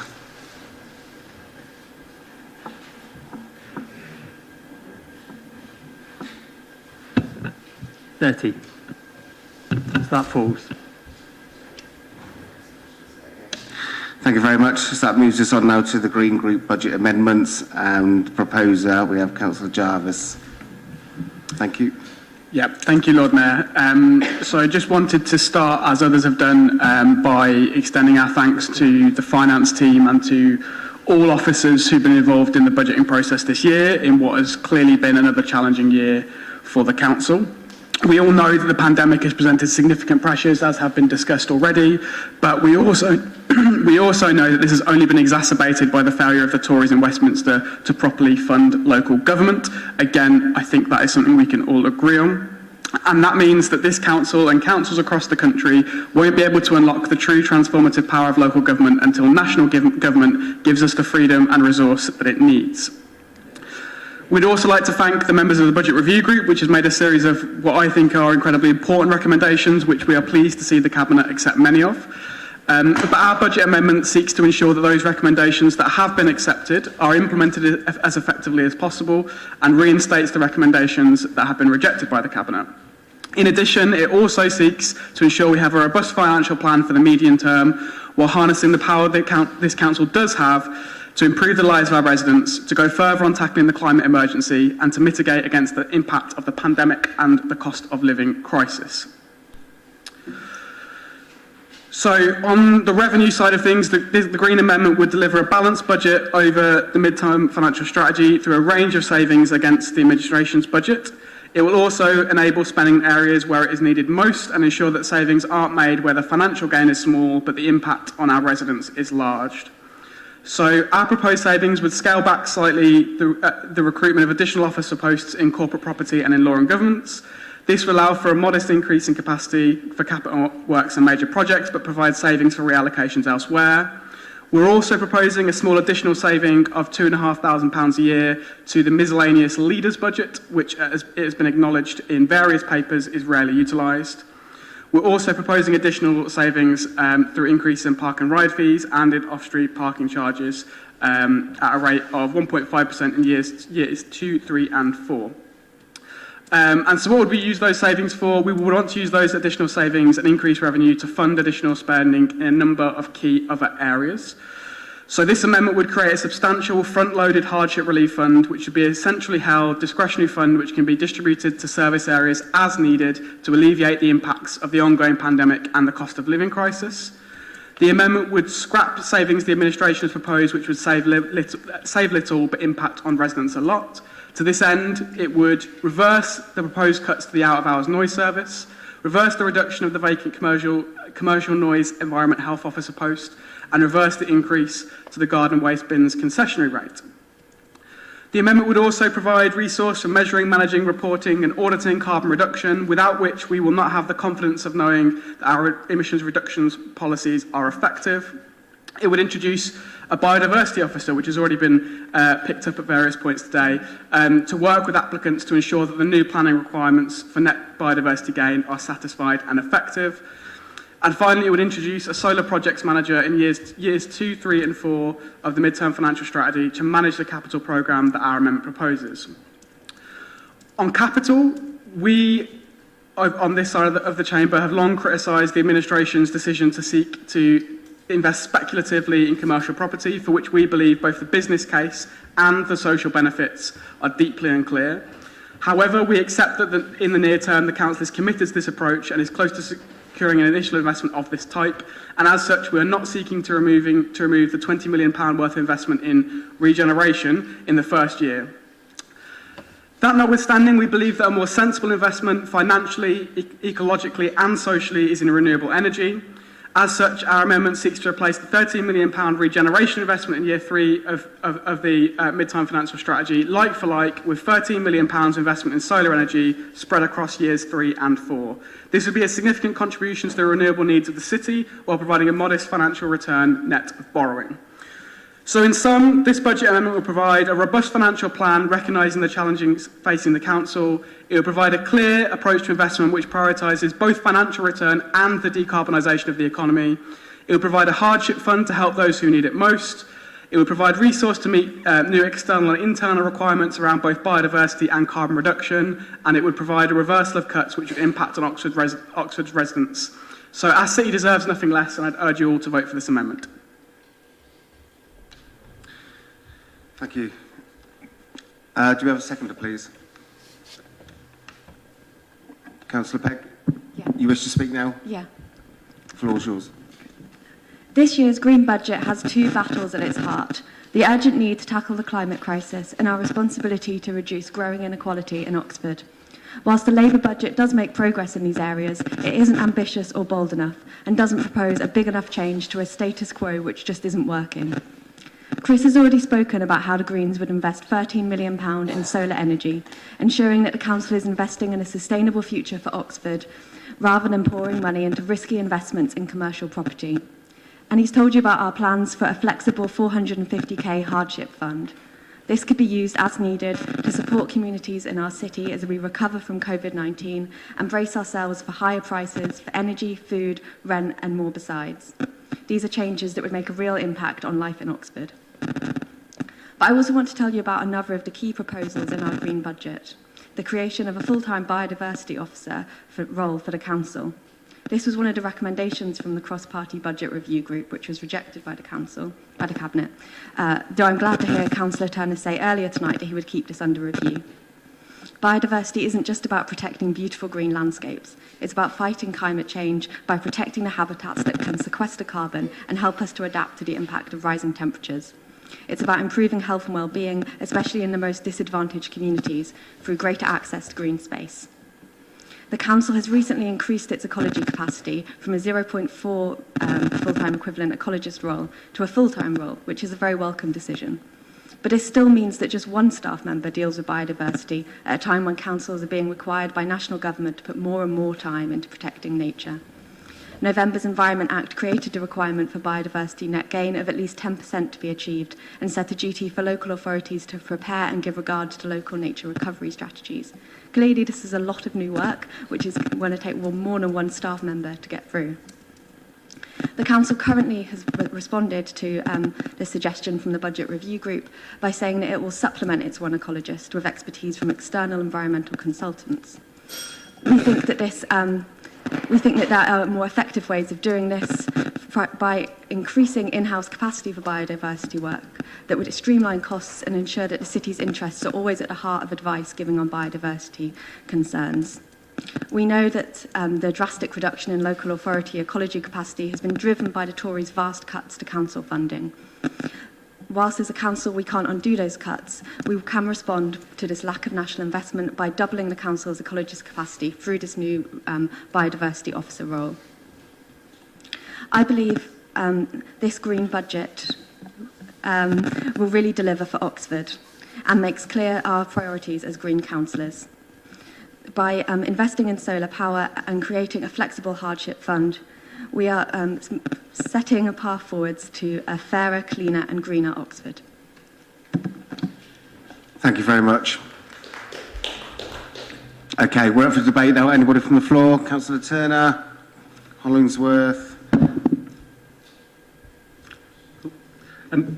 Thanks very much, Lord Mayor. A few quick things from me. I mean, one just a reflection and a positive one. I mean, I've been struck actually by the sort of more in common sense of our budget reflections so far. I think there's an awful lot which unites us. I think I'd welcome the really respectful tone of this debate. You know, in one sense, some of the opposition budgets are maybe fairly thin, but in another sense, actually, that's okay, because that actually shows there's a fair degree of constructive dissensus. And I'm really pleased to be part of the council where there is that agreement on some core values. No amendments, for instance, on the HRA, I think, from either group, which I think is telling. And you know, if we can all unite to get the council houses, for instance, delivered, that would be a very, very good thing. I wanted to mention just a couple of points, or highlight 3 points, maybe, Lord Mayor. I mean, one is on the suggestion to switch further regeneration investment, which is what it is, into solar.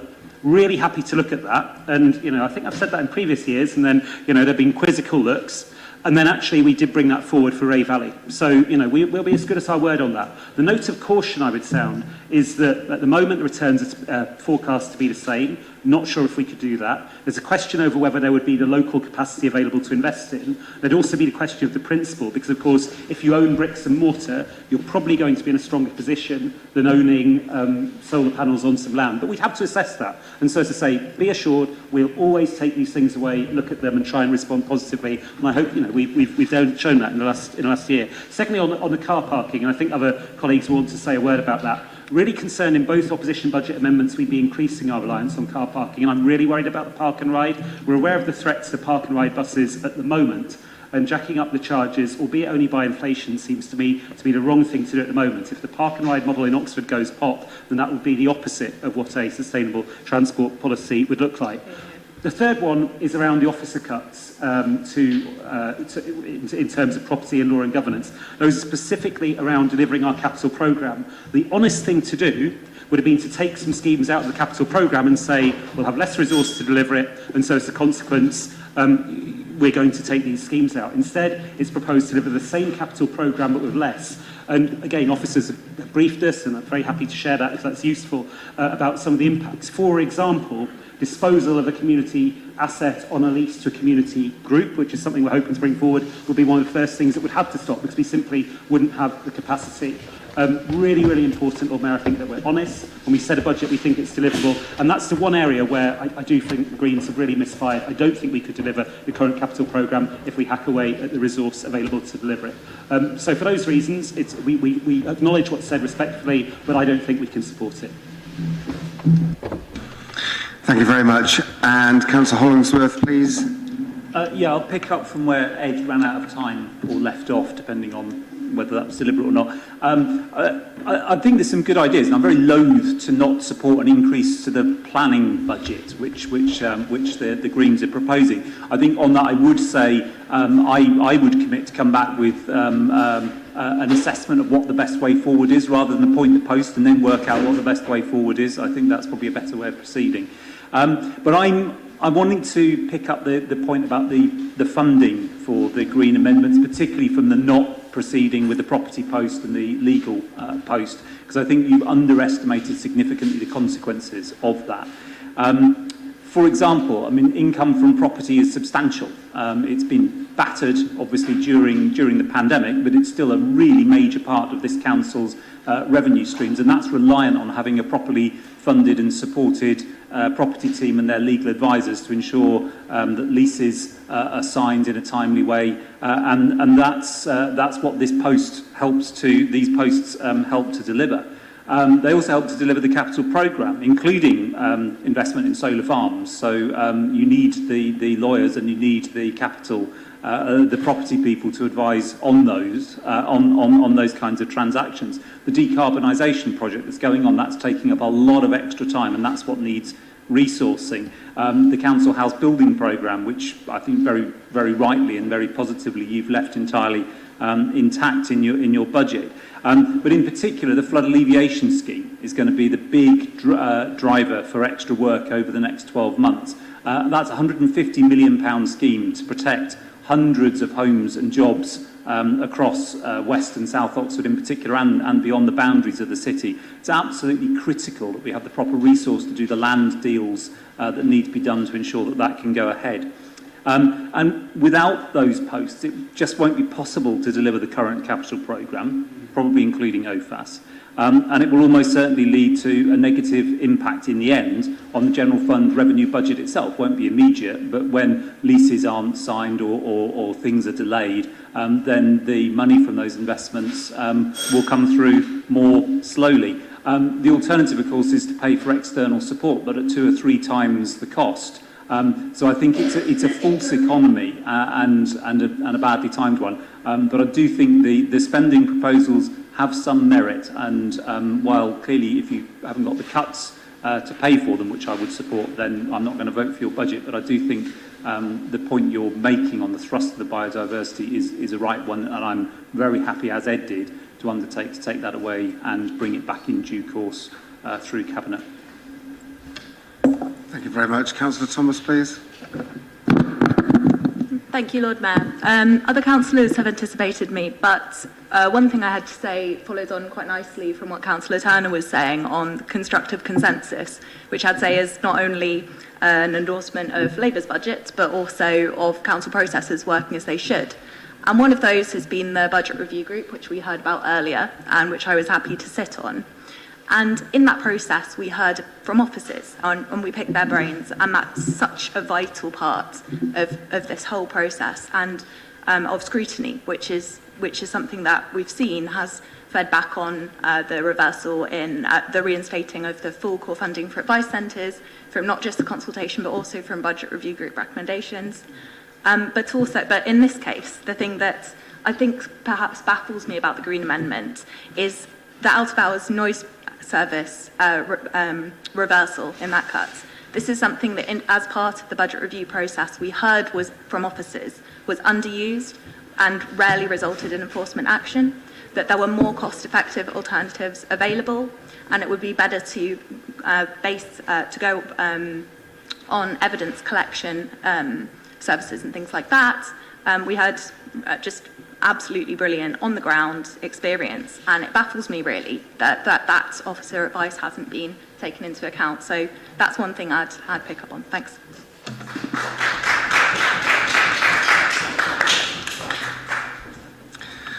Thank you. Councillor Chapman, please.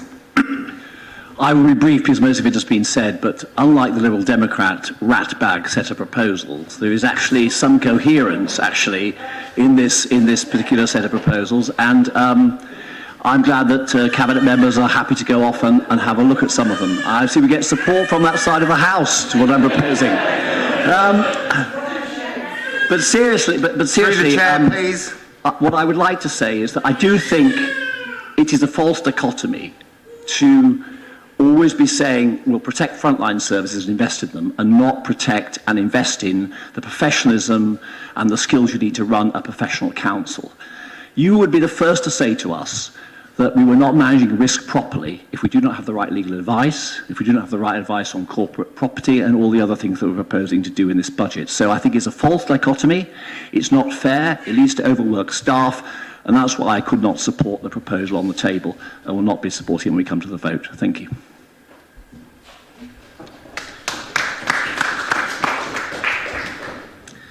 Just remember, let's keep it friendly, please. Councillor Hayes. Thanks, Lord Mayor. There is much in the set of amendments from the Greens which shows real heart, and I think that's to be commended, but there's not often a lot of the head showing, and I think that's coming through in two distinct ways. The first is the notable proposal around biodiversity. I think it's good that we want to be addressing our ecological emergency, but we're potentially, through the Green Amendment, providing some capacity which isn't needed. We've just increased capacity in our biodiversity team by 150%. So it feels to me like this is potentially a poor investment. On top of that, the Council has just brought forward its urban forest strategy, which seeks to address inequalities by extending tree canopy into the most deprived areas. We've got sufficient capacity to meet that at the moment. We've got 2 trained ecologists in the team, and we're working with partners through the local nature partnership to extend biodiversity across the county. So in a time of scarce funds, I think we need to dedicate the funds properly. Secondly, with the noble proposal that there be an investment of £13 million in solar energy, again, lots of heart, great idea, but actually when you get into the detail, it's not workable. The head of finance has identified that there's potentially a scarcity of sites with which to invest that funding, and in proposing the amendments, I think it was Councillor Pegg who said we don't want to have risky investments. Potentially with this proposal, we're going to be having risky amendments. Later I'll talk about the pride that we feel as a Labour Council in investing in community-owned renewable energy, but we have to do that in a strategic and sound way. And then lastly, I just want to talk about the need for a transport strategy which threads through both the Green proposals but also the Liberal Democrat proposals. Councillor Smoughton, oh, he's left his seat. Councillor Smoughton, showed, admirable kind of spunk in challenging the conjecture that I made around plucking figures from thin air. The point I was making is that in order to have a true and proper level of car parking charge, there needs to be an understanding of what strategic goal you're trying to achieve with that, and then trying through the setting of that car parking charge to achieve it. And it feels like the numbers as they are is not clear about what goals it's trying to achieve, and it's not clear about how it's trying to achieve them. But The concern I've got is around the park and ride proposal, which potentially jeopardises our park and ride bus route into the city, undermines sustainable transport, and really, at a time when we need the bus services to be going from strength to strength, potentially paralyses it further. I'll close just by saying that I was disappointed to hear the leader of the Greens say that his main concern with the Liberal Democrat amendments was around democracy. Now, surely it should be around the hacking away of jobs. It should be about labour relations. And I really hope that the Oxford Greens aren't following the habit of the Brighton Greens, which is to allow for the bin strikes to pile up rubbish and alienate workers. I hope they're not following the Greens in having their Green leader fly up to Glasgow for COP26. And I hope that when they do come forward with further proposals, they've got that wider strategic plan and it's based in detail. Thank you. Councillor Gant, please. And then I think we have Councillor Blackins. And then, okay, yep.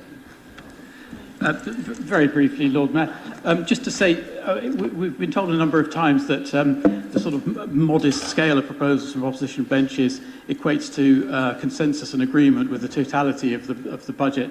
That's actually a misunderstanding, because this is not our budget. It is the job of the administration to set the budget. And a Liberal Democrat administration would not be starting from here. In happier times, we have had very substantial proposals that are different. We would not have delivered the Seacourt Park and Ride extension or the free parking at Westgate. We talked about investment in commercial property and solar energy in previous years. So I think we should just bear that in mind. I was interested, Councillor Hollingsworth referred to new officer posts supporting the delivery of the flood alleviation scheme. Well, this council did, of course, make a substantial contribution to that scheme in financial terms when it was first launched. So it's a bit concerning to hear that we're having to go further than that. One would have hoped that that kind of officer resource would have formed part of the original budget calculation. To the Green Amendment, I do fully agree with the sentiment that we would wish to ensure that new planning requirements for net biodiversity gain are satisfied and effective. Like many other things, I think that the ball is not least in the court of central government there to tell us what those planning requirements actually are and to deliver a system that actually works for measuring them, which they haven't yet done, but it's certainly a good idea. But, and listen carefully, colleagues, I agree with Councillor Hayes. I might have to sit down, but the reason that I won't be supporting this Green Amendment is the increase in the park and ride charges. Car parking, Councillor Hayes is absolutely right. Car parking is a policy tool which delivers different things. It delivers income, but it also delivers behaviour. And that is different in a park and ride to a city centre car park to a district car park. And I agree that actually increasing the charges for people to do what we want them to do, which is use the park and ride, is not the right thing to do. I can see the headline on the political leaflet there. We have Councillor Blackins next, please, and then Landell Mills and two more. So Miles. Thank you, Lord Mayor. I've actually changed my name to Councillor Walcott, but it's okay. You were on holiday. But I'm happy for your well-being. It's really important to all of us to take holidays, so please do book annual leave, everyone. My point is really back just to circle... Thank you. My point is really to circle back to the park and ride so that we don't lose sight on actually when we make these budgets we can lose sight of actually our residents and the people, and a lot of people within Oxford that do use park and ride perhaps lived in the city, had employment in the city and been priced out unfortunately by our awful economy and finding themselves commuting in. So actually when we put the rises in park and ride people to park in here, they're still coming here to work. A lot of people I know that I've grown up with don't get to live in the city anymore. We don't want to be disadvantaging people that are trying to get to work, our teachers, our nurses, our doctors, all sorts of admin. If you look at the colleges, a lot of the staff don't actually work, or they work here but they can't afford to live here, and park and ride is one way. And if they can't use park and ride and they can't park on college sites, they're having to use private parking in the Westgate Centre, and that's not necessarily what we want to be encouraging. We want to be able to make sure people can get to work. And remember, when we're talking about the budget, we're talking about people. People are paying lots of different costs all of the time. It's about ensuring that actually the budgets that we make are fair for everyone.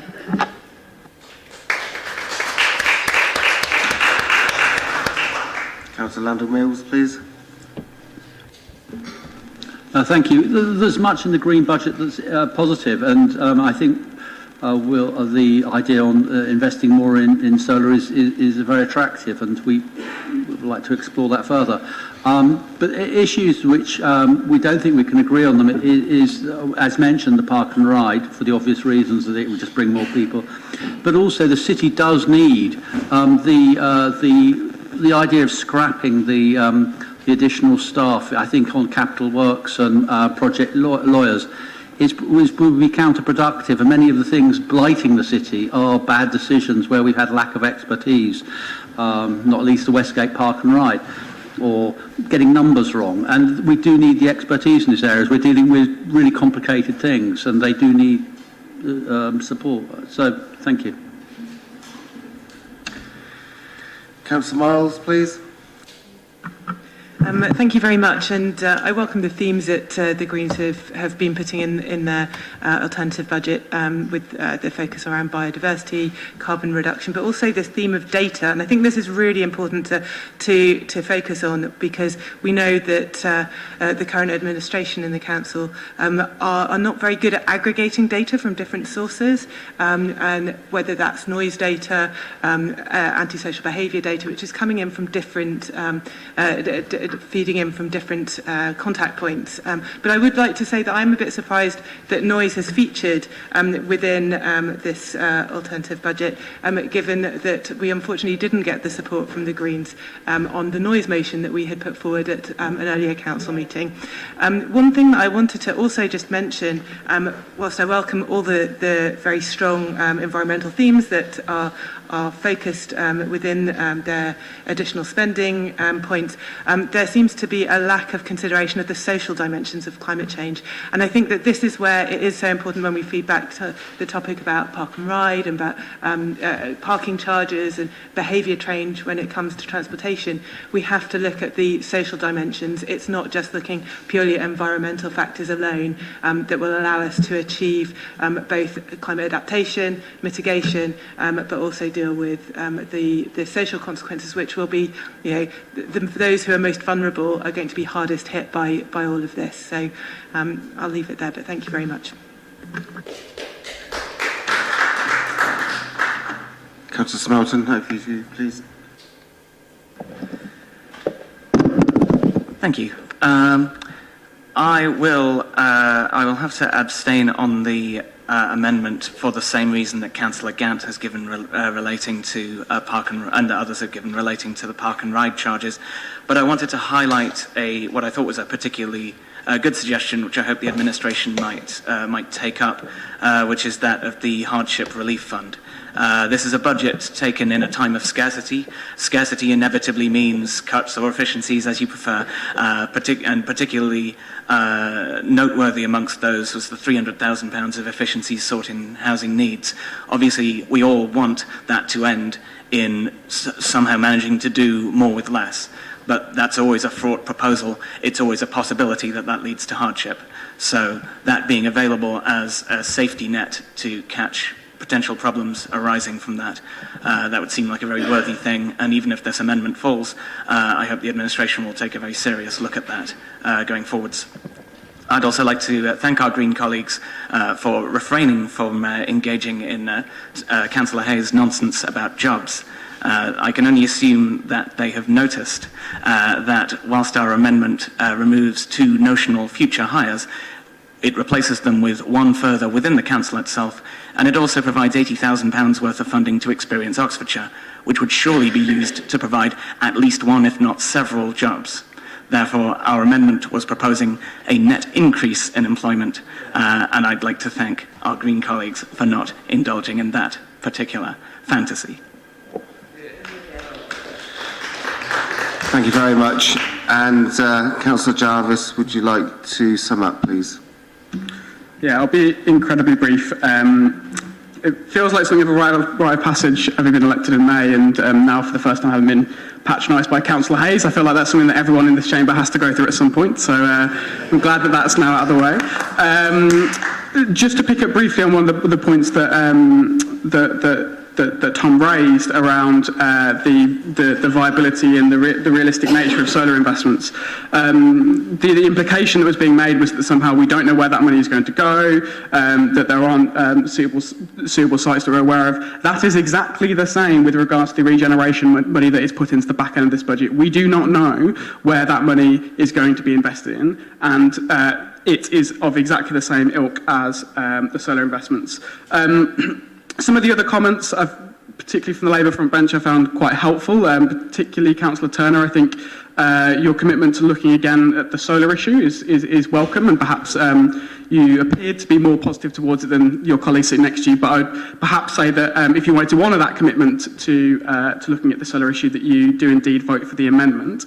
Similarly, Councillor Hollingsworth, I was grateful that you said that you were happy with the broad thrust of some of our proposals, and again, I would encourage you to vote for them if that is true.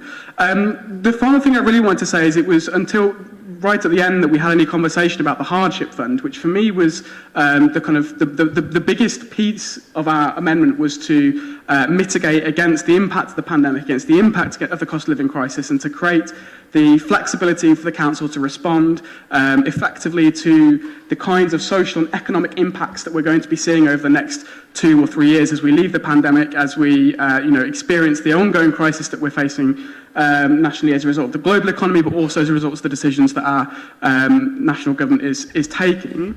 And I'm surprised that we didn't have any comment on that. And I think clearly it's something that is vitally important in the budget. To have that flexibility to be able to deliver for the most vulnerable people who are suffering as a result of it. The final thing I wanted to just say is that I'm sure in the coming weeks, as we go into election season, we're going to see glossy social media videos from Labour candidates and councillors opposite talking about how we can and must do more on the social and environmental crisis, but talking up their record on this. Now, what I would say to that is we can do more. I agree with you on that. We must do more. I agree with you on that. And I would say the way that you can do that is by voting for this budget amendment now. Thank you very much. What we'll do is move to the vote now for the Green amendment. For those for, raise your hands, please. 3. Those against?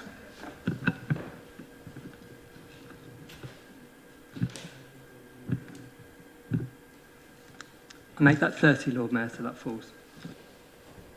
I'm just going to ask, just for clarity, those abstaining.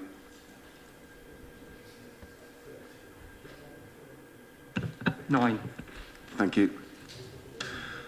Okay, just before we move to a break, we will have a break and be for 30 minutes, but any submissions of individual amendments for debate to the committee secretary no more than 50 minutes after the start of the break, and then obviously then what we'll go into is the individual amendments debate, which is up to 40 minutes.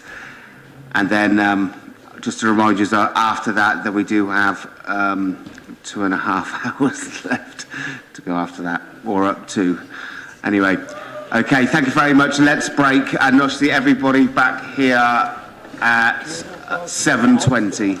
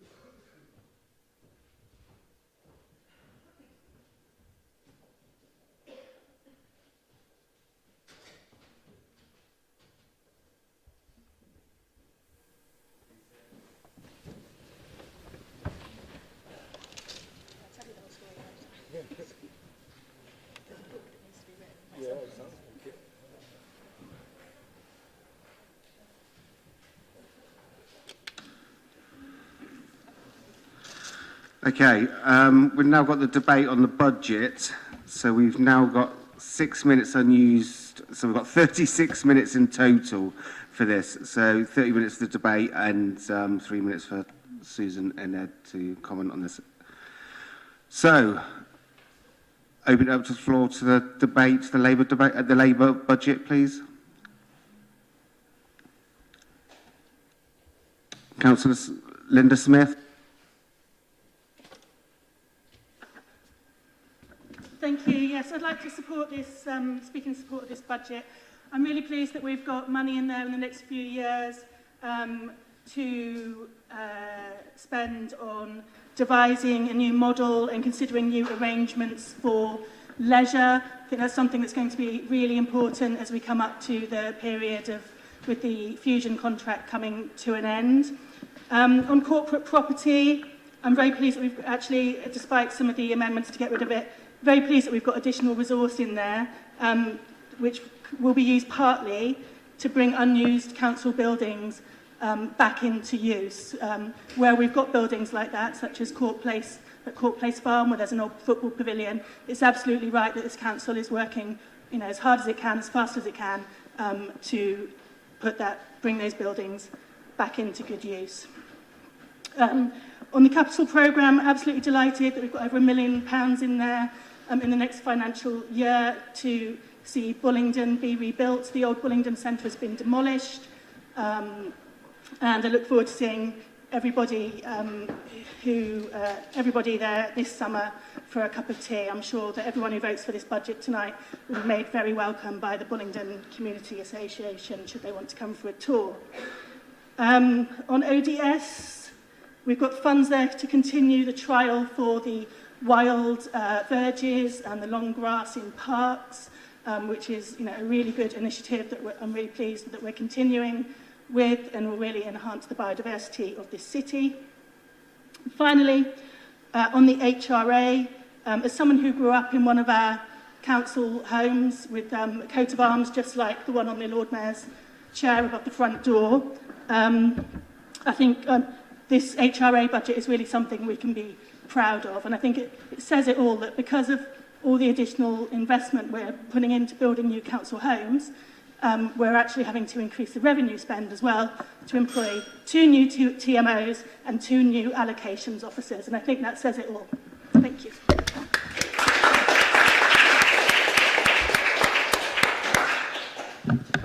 Thank you very much. Councillor Pressel. Thank you, Lord Mayor. Yes, there are many things to welcome in this budget, but the things that make me particularly glad are perhaps the 3 new community centres and the Positive Action Programme for the Youth Ambition Programme, and perhaps especially the 100% council tax reduction for people on very low incomes. That's one of the few things that we can do that are going to make a big difference in the face of the actions of this appalling government. But what I really wanted to say was to say thank you very much indeed to Ed and to the rest of the Cabinet for all the extremely hard work they've put in to come up with this budget. At such a difficult time, as Ed said, it's difficult every year, but it just gets worse and worse. And I think they've done incredibly well, of course with the help of a lot of our officers. But the Cabinet have been working so hard. I just wanted to say a very big thank you to them. Thanks.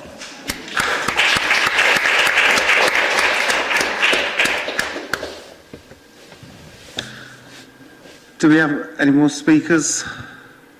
Councillor Wolfe and Councillor Wade, Councillor Smelton.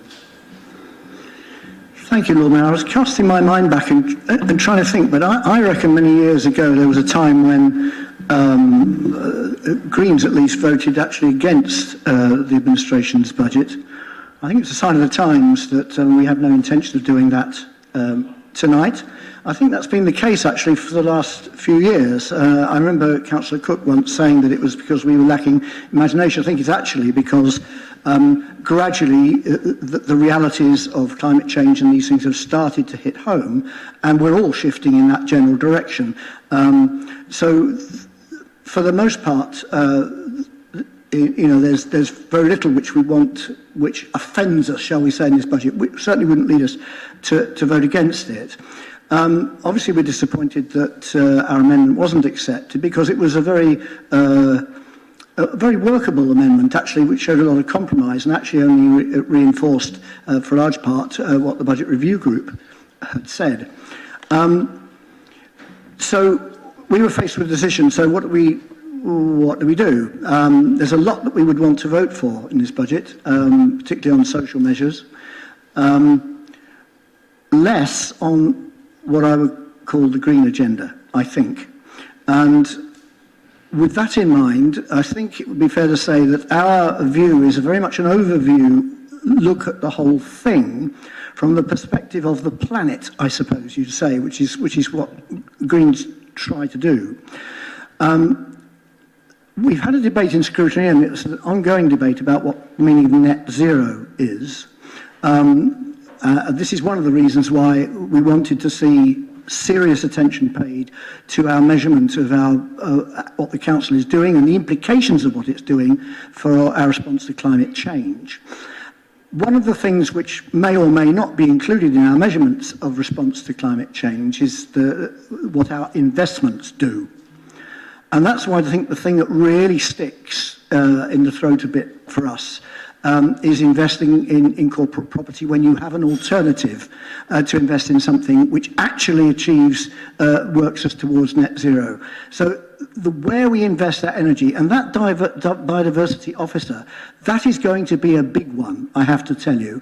The floodplain has been mentioned. That can be a biodiversity disaster, and unless the City Council is able to cope with that. So I welcome the supportive sounds that have come from particularly Ed and from Alex about that. I think that's a really important one. Looking at the thing overall, it just isn't, and I can remember Ed saying this once, it just isn't green enough for us to actually want to vote for it. I think it fails in some important ways there, and certainly in the investment, the failure to invest where we could very productively and in such a way to have a major impact on our overall net zero measured properly. That's why we're going to abstain. Thanks. Thank you very much, Councillor Wolfe. Councillor Wade, please. Thank you very much, Lord Mayor. It's been a really difficult task to create a safe, prudent budget this year, even with the enormous help that I think everybody in this House has received from Nigel Kennedy and his team. It's been difficult because there's been a big hit on our commercial revenue streams, rents, car parking and everything else. Having a commercial revenue stream is a great strategy in safe times, but we're not on that. We're not in those now. And we're relying on the income streams, both of ourselves and our companies. It's high risk, as we know, and that's why our amendments to the budget, described as a ragbag by some, accept the fact that there is very little that we can do. We probably have 5% to play with on this budget, and we've played with that as carefully and prudently as we can. One thing that we would suggest, and we're not going to support this budget, as you can imagine, is that there should be monitoring of Fusion Leisure, the provision for homelessness, Floyd's Row building, the Oxford model companies, and unpaid revenues update so that we know where we are in terms of council tax, rent arrears, business rents and rates. We would like monitoring monthly and the results made available at a mid-term, high-risk financial review. Thank you. Thank you very much. Councillor Smelton, please. Thank you, Lord Mayor. Just a few points I wanted to pick up from Councillor Turner's speech introducing the budget. First of all, youth services. I believe the project that he's citing there as a great achievement of a Labour administration is a county project. In which case that's a project which required for its execution a great number of Liberal Democrat county councillors. Secondly, he brought up council tax reduction schemes. The Vale of the White Horse Council itself is also proud to offer a 100% council tax reduction scheme, so that's far from unique to Labour administrations. He brought up the stark difference in life expectancies between different parts of Oxford, which is obviously an extremely serious situation. But surely the point has come where there's been 20 years of Labour administration. To a degree, this has to be owned as an ongoing situation that has been in the Labour administration's ability to affect for a very long time. And finally, he mentioned pride in protecting play areas. If that particular thing is on his mind, and I think it should be, then I suggest he should look again at Bertie Park, for reason that is, any councillor's not familiar, I'm talking about the play area at the end of the Abingdon Road, and is an area where a housing scheme looking to develop a relatively small number of dwellings, I believe roughly 30, was initially proposed to keep the play park and to move it, and has turned into one in which the play park would be significantly compromised. At this point, I suggest this is planned continuation bias. This is a plan which has gone wrong and which probably ought to be pulled back. I get the need for lots of houses. I'm the person who has to declare membership of Oxford YIMBY. I really do get it. But when we've got things on the table for thousands of houses, I would suggest that a small number of tens being exchanged for a well-used park is perhaps a bad exchange.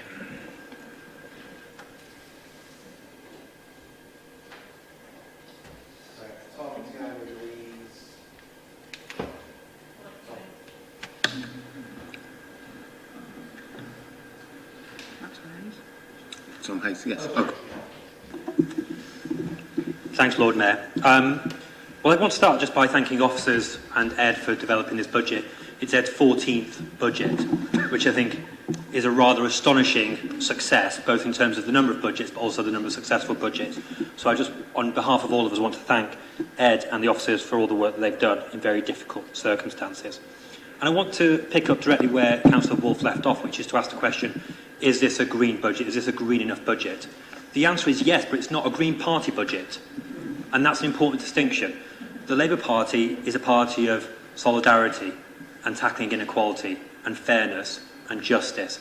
And in addressing the climate crisis, we seek to achieve all of our other goals. And I think this budget delivers particularly on that. We know why we need to address the climate crisis. We've all talked about this until we're blue in the face.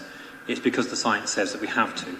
We know too that the public desperately want us to, because this City Council, this Labour administration, held a Citizens' Assembly on climate change, the first by a UK city, and then followed it with a youth summit, and has continued to engage our communities, something that would be impaired were we to cut our communications capacity.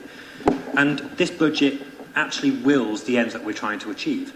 We have, as a City Council, doubled our rate of decarbonisation in the last year, so that we can be net zero by 2030 or sooner. We've brought in significant sums in order to accelerate that, to the point where we're decarbonising around 20 to 21% of our footprint in this year alone. Name another council that's doing that. In terms of the city itself, we have convened a Zero Carbon Oxford Partnership, the City Council leading that, us chairing it, bringing together the major employers and stakeholders, and working with our Chief Scientist and the Carbon Trust, we have set a data-led, science-based approach to decarbonisation of the city. We will be net zero by 2040 or sooner. Look at the route map, it is all laid out in concrete detail.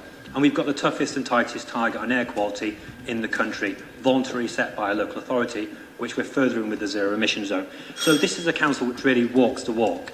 And I just want to close by saying that, actually, I want to pick up on Dick's point. There is a lot of consensus around this route. We agree a lot. If anything, this administration bent over backwards to accommodate the recommendations of the Climate Emergency Review Group from scrutiny into our strategy. When Craig Simmons was in this chamber, we worked extremely closely together. We're very much of the view at this administration that the best ideas win. But unfortunately, from the opposition, we may have seen good ideas, but we haven't seen them properly considered. We haven't seen them properly costed. We haven't seen them actually put forward in a way which could be part of the overall thrust of this council. And I just want to close that by saying it's an election season. This budget is inevitably going to be framed by the response of the administration, of the opposition parties, who seek to win seats at the expense of Labour. That is absolutely fine. You'll agree with us here, but I know full well, as in my ward, you will go off and you will say something different. Now, I'm not saying that to be patronising. What I'm doing here is actually saying that we need to be scrutinising the use of public money properly and representing it properly. Our approach is science-led, it's listening to people, It's engaging in enlarging democracy. It's radical, but it does what a budget needs to do, which is to be prudent and to be deliverable.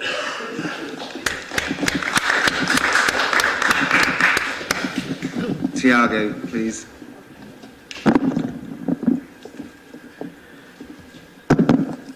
I'm glad to support this budget, even with COVID. Is estimated to bring with it 11 million of costs, which is not being compensated by government, but we will still deliver. Council housing built with over 1,000 new council homes funded over the next decade. Still provide support the low incomes with the full council tax relief. And as a result of the budget consultation, we are proposing to reinstate full core funding for our network of advisory centres. What does it mean? We are supporting the more vulnerable people, and I think this is a very good thing. Thank you very much.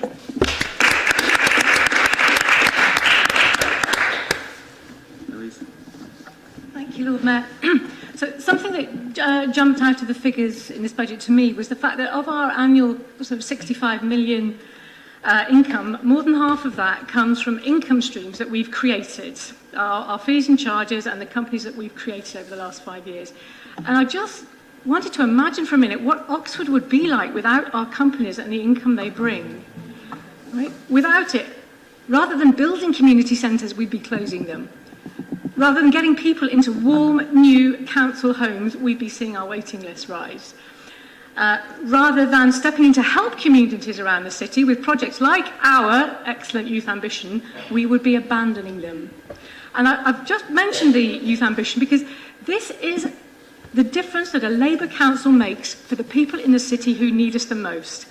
This is some of the non-discretionary spending that we are so proud of.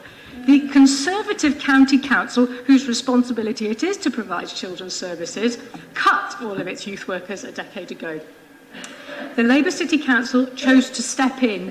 We chose to invest in our children to the tune of 1.8 million. I visited one of those youth clubs last month, and I can see what an oasis of calm but lively, supportive but challenging, fun but serious interactions those youngsters were getting with our trained youth workers and our apprentices. And those places can be life-changing, and thank heavens we have a Labour City Council providing them.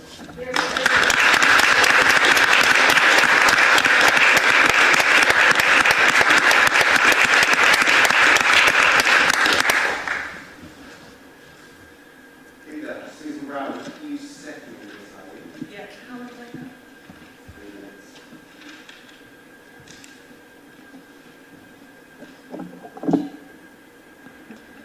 Thank you, Lord Mayor. And let me just start by adding my thanks to Nigel, Ed, council officers and councillors who, in spite of the lack of government support in funding our COVID costs, are proposing a budget without making frontline service cuts. And I'd also particularly like to thank our trade unions for their support along with their members. We enjoy an excellent relationship with our trade unions and are funding the new 2-year pay deal we've agreed with them in this budget. They've been very supportive, by the way, of the Oxford model. But I just wanted to pick out a few examples of how this budget is helping us deliver on our priorities for the city. So on housing, we pledged to improve our council housing and build over 1,000 council houses in the next 10 years, and this budget helps us progress this aim.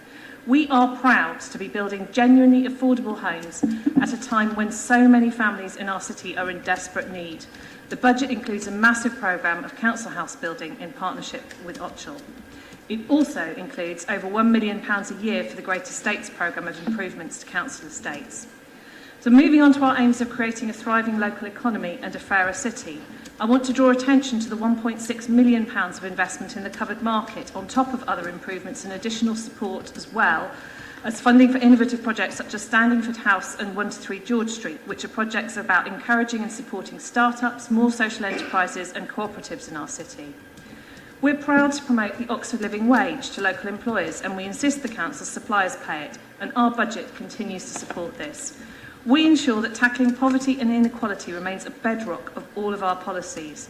Our commitment to funding our advice centres and a full council tax reduction scheme for those in greatest need is also only made possible by our Oxford model and our investments and property holdings.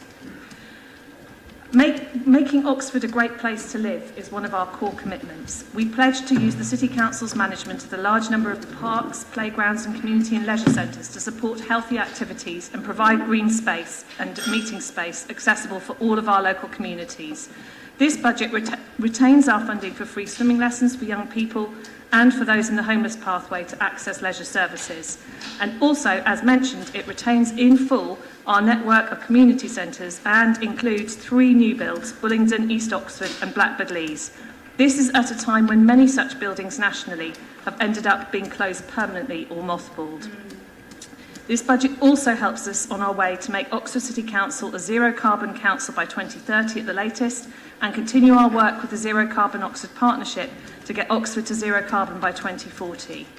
It includes over £8 million worth of funding to reduce carbon emissions from council housing over the next 4 years, with further funding through the coming decade. We've just signed off a major investment in Ray Valley Solar Farm, which will bring an income stream and support the supply of green energy locally. And we've retained local funding in the budget to support cycling improvements. And by the way, as it was referenced earlier, I genuinely welcome the conversion of the County Council to support our long-standing proposals to pedestrianise Broad Street. I can see that my time is up, so I commend this budget to Council and I am delighted to formally second it.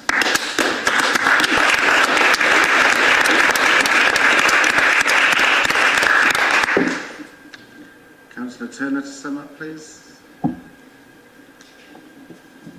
Gosh, we're there already, Lord Mayor. This has been good. So thanks very much indeed for the contributions, and I think I really welcome the tone and the substance of this discussion.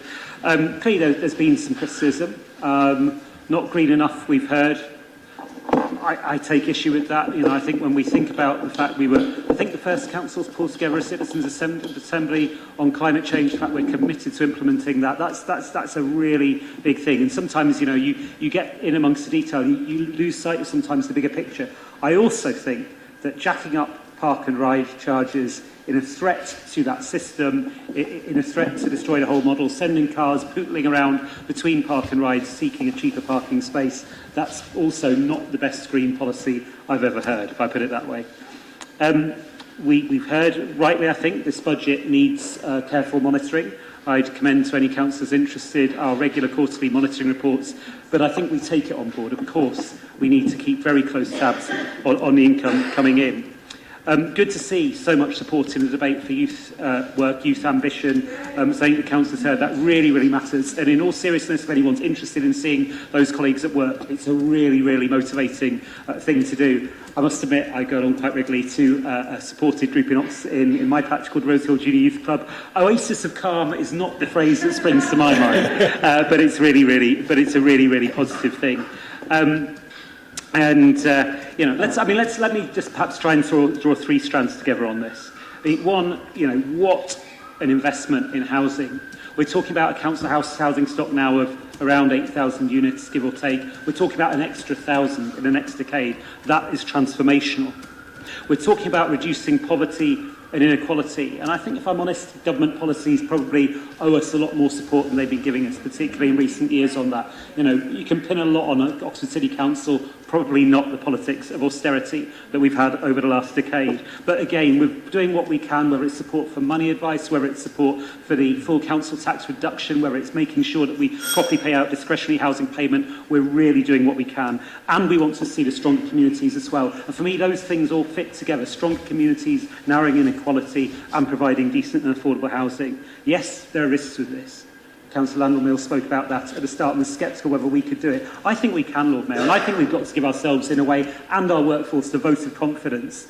We could turn around, we could hack away like many councils have done, we could give up. Instead, I think we should back ourselves to make this difference, and that's why I would like us to pass the administration budget tonight.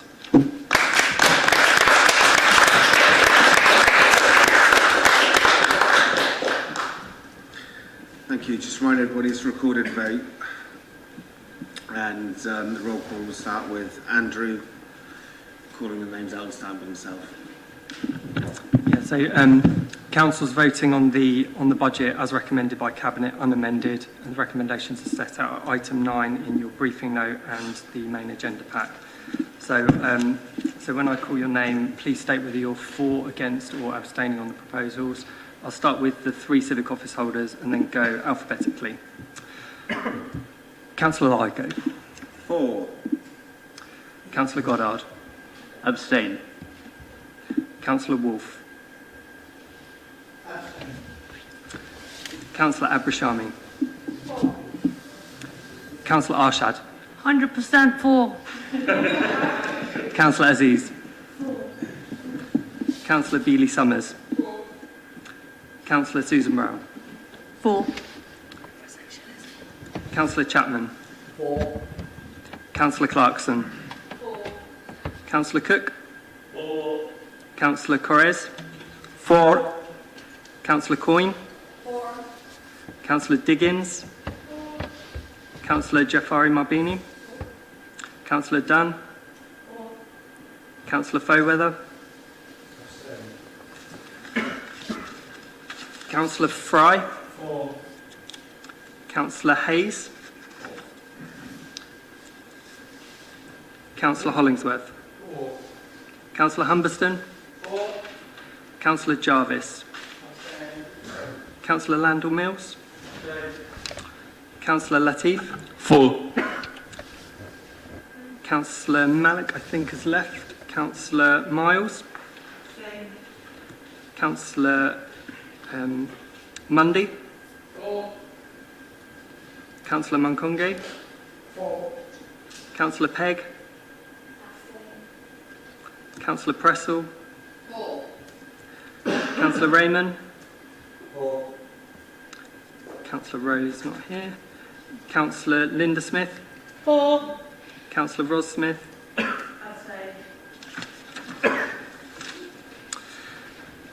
Councillor Smoten. Councillor Thomas. Councillor Tidball's left, I think. Councillor Turner.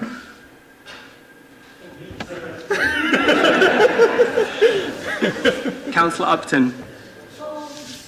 Councillor Wade. Councillor Waite. And Councillor Walcott. So that's 29 in favour and 10 abstentions, so carried.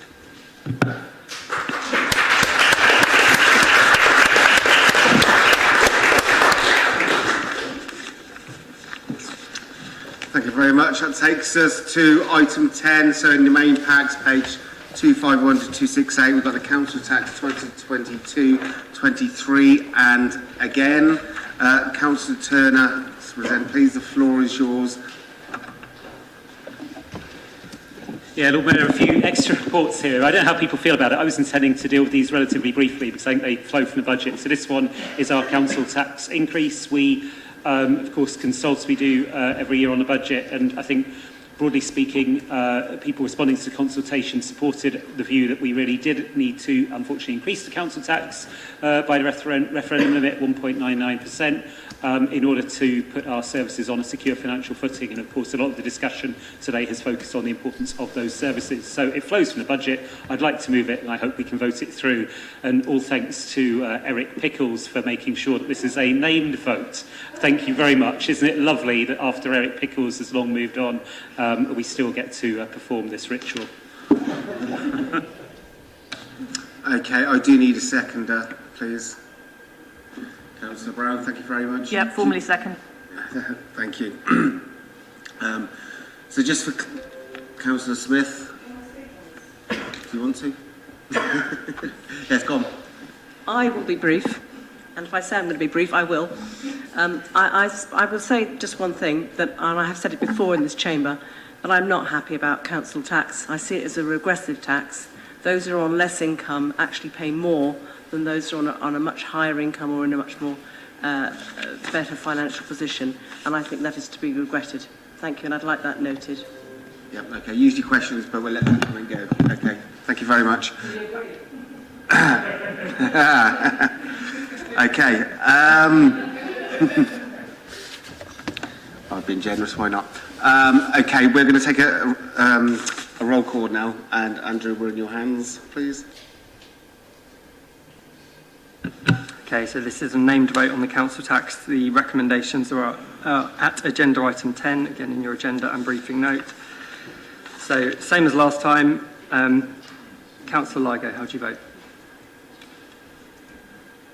4. Councillor Goddard? 4. Councillor Wolfe? Won't be caught out this time. 4. Councillor Abrashami? 4. Councillor Arshad? 4. Councillor Aziz? 4. Councillor Bealey-Summers? Councillor Brown? 4. Councillor Chapman? 4. Councillor Clarkson? 4. Councillor Cook? 4. Councillor Corres? 4. Councillor Coyne? 4. Councillor Diggins? Councillor Jafari Marbini? 4. Councillor Dunn? 4. Councillor Fairweather? 4. Councillor Fry? 4. Councillor Hayes? 4. Councillor Hollingsworth? 4. Councillor Humberston? 4. Councillor Jarvis? 4. Councillor Landell-Mills? 4. Councillor Latif? 4. Councillor Miles? 4. Councillor Mundy? 4. Councillor Monkungi? 4. Councillor Pegg? 4. Councillor Pressel? 4. Councillor Raymond? 4. Councillor Linda Smith? 4. Thank you. Councillor Ross Smith? 4. Councillor Smoten? 4. Councillor Thomas? 4. Councillor Turner? 4. Councillor Upton? 4. Councillor Wade? Councillor Waite? 4. And Councillor Walcott. That's 39. That's everyone in the room in favour. Carried. Thank you very much. And that brings us on to item 12, the main pack, page 297 to 330, also in your briefing pack. So you know what you're voting on. Again, Councillor Turner, if we can follow fashion again, that would be appreciated. Lord Mayor, I think we may have skipped over the council tax reduction scheme, item 11. I was looking forward to debating that one too. I did, my apologies. I crossed it off and turned the page over. I thought it was going so well, sorry. Okay, so item 11, that's in the main pack, page 269 to 296, and also in the briefing notes, council tax reduction scheme for 2022-23. Councillor Aziz, the floor is yours. Thank you very much. So the COVID-19 pandemic continues to hit people on low incomes the hardest. This is on top of years and years of Tory austerity, in part, of course, facilitated by the Lib Dems and the coalition government. It has left many people and communities in deeper and irreversible shock and pain. A further increase in household fuel bills and living costs will only deepen hardship and anxiety for people and families. We're already seeing this in our city. This disastrous, divisive and dishonest government keeps on repeating its mantra about levelling up, when in reality they're busy heaping further hardships and harm on working class people, families and communities. We all know from our increasing casework as councillors and talking to frontline service workers providing support to people and communities how exhausted and anxious people are about this pending hike in gas and electric bills, which has already started. The increase in cost of food, fuel and living costs is exacerbating poverty and inequalities, including child poverty. We've already heard this evening that in our city, 29% of children live in poverty. The Council Tax Reduction Scheme report outlines in stark and clear terms why this scheme is essential in tackling inequalities, which, as the report shows, are racialised, gendered and impact people with disabilities disproportionately. It also impacts single parents, children and families. This council, and I'm sure everyone here agrees with this, is proud to be amongst a handful of councils across the country providing 100% council tax reduction scheme. I just want to clarify an important point in relation to the council tax rebate. The government recently announced a £150 non-repayable council tax rebate for all households that are liable for council tax in bands A to D in England. This is expected to benefit 80% of homes in England. The rebate will be made directly by local authorities from April. Local authorities will also be given £144 million of discretionary funding to support those who need help with energy bills but who are not eligible for the council tax rebate. So while we are still awaiting guidance on delivering this rebate, we have been advised that the local council tax reduction schemes for 2022 and 23 should disregard the energy bills rebate payments in determining a person's eligibility for council tax reduction and the amount of any such reduction. This will match the national scheme for pension age claimants. This means that people will not be penalised and affected by receiving this payment. So I want to point this out because this is an amendment that we are calling for this council to approve as part of this report. Thank you. Thank you very much. Are you seconding this? No, you can speak. No, do we have a seconder from... You want to speak? Yeah, second then, yes. Thank you very much for this. I think often in the council it's very easy to look at facts and figures and really forget what's at the heart of it. And the council tax reduction scheme is absolutely life-saving. There has been a family that I dealt with who were in a terrible situation with huge mental health issues for the children, living in very, very cramped accommodation, single-parent family, and they were really, really struggling, and the mother was pregnant, and the whole situation was really heartbreaking. And actually the help and advice that they received from Agnes Smith, but also looking at all of the finances together, things like council tax reduction scheme have made a huge, huge impact. And I'm really pleased to report that they were actually able to be rehoused in Littlemore, which was fantastic. And this woman was just so emotionally overwhelmed by how much she had seen her children improve, having benefited from our policies. And I think it's really easy to forget the real impact that these policies have on our children. And it is terrible what's been done to them with things like the end of the furlough, the £20 universal credit cut, the recent hikes in food bills. And it is really heartening that we do continue to provide that support to people that need it most. I recommend this report to you. Thank you.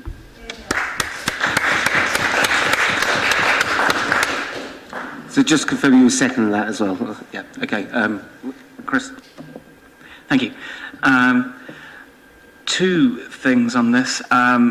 Firstly, I was very pleasantly surprised when the consultation results for the CTR scheme were announced to find that the various erosions of the scheme which were put out in the consultation document didn't come to fruition. I'm still alarmed that they were proposed to begin with, but I'm glad that they were refused and that the scheme has remained uneroded. I really hope it'll get that sort of careful treatment in coming years. Secondly, I think both this scheme and the budget itself highlighted a deficit of consultation, particularly regarding the main budget. And I appreciate this is an interim result that was published in advance of the completion of the consultation, but nonetheless, as of, I believe it was the 22nd of January, that consultation was showing less than 100 responses in total. And I noted in particular 0 responses from anybody aged 35 or younger.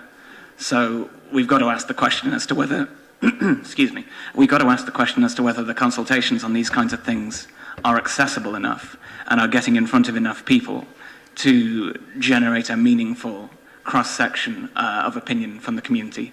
I hope in future years we'll try to work harder at making these sorts of what can be quite impenetrable documents as accessible as possible and as easy as possible for people to respond to. Thank you. Thank you very much. Okay, I'm just going to take Councillor Turner briefly, and then we'll move to the vote. Thank you. Thanks, Lord Mayor. I mean, 3 things, if I may. I mean, one, previously the Vale of White Horses scheme was referred to in the debate, and I just wanted to draw attention to the fact that that's set at 91.5% as the maximum rebate, except in a limited number of circumstances. Whereas, fine, anyway, but it's okay. But we're proud of our scheme. We're happy to, pass on the good practice. We should also, I think, bear in mind just the scale of this. We're talking about over 6,000 people, which I think will translate into households actually, because of their way to council tax bills, of working age. That's a substantial proportion of people in our city, because then you've also got 3,000 odd pensioners on top.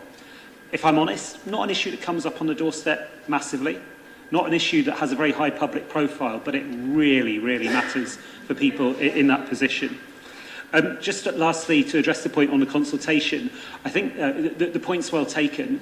The issue is that we moved over to a new online consultation platform, and for GDPR reasons we weren't able to transfer across all of the data for people who previously agreed to engage with our consultations. So the plan is to build that up. There is an online panel of people who agreed to get involved, and then you can also weight the respondents according so that it becomes representative of the city as a whole. So absolutely something we're working on. In the meantime, though, this was a consultation that got a good result and one which rang true. Thank you very much. Okay. Briefly, please. I am brief. Thank you. Doc. Yes, just say it does come up on the doorstep, actually. That's why I had to speak up. In fact, 2 nights ago, it did come up on the doorstep. Somebody applied for the single-person discount back in August. It was all confirmed, in fact, in September, and he tells me he still hasn't heard from the team. So I do hope there's enough staff to carry these out, and when people do apply for the discount, they get it quickly, because, as has been said, it's absolutely vital for some families that they don't have the burden of the full council tax on them, which is a very aggressive tax. Thank you very much, and I hope that's been picked up by email as well. Can we just, if you're happy, we're just going to go straight to the vote, please. Okay, those for?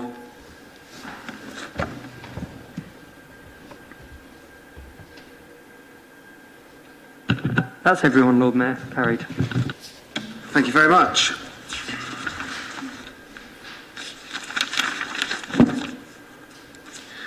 Now we can move on to item 12. So that's a main pack, page 297 to 330. And it's also in your briefing pack as well. So this is the Treasury Management Strategy 22-23. And Councillor Turner, the floor is yours. Thanks. Yeah, I've moved this one quickly, Lord Mayor. We get it close to the budget. It's a good policy, been updated to make sure we're in line with the latest public accounting codes from CIPFA, also proper treatment of our companies, minimum revenue provision requirements, that sort of thing. I'm pleased also that we have got the environmental and social impacts that we're developing now. We will look closely at that in the coming years, see how we can make it sharper, but on top of our ethical investment, I think that could also be very beneficial in informing our treasury management decisions and trying to make the most good in the world as we can through the judgments that we're able to make. So with that, Lord Mayor, I would like to commend the report to Council. Thank you very much. And do we have a seconder, please? Okay, Councillor Brown. Formally second. Sorry? Formally second.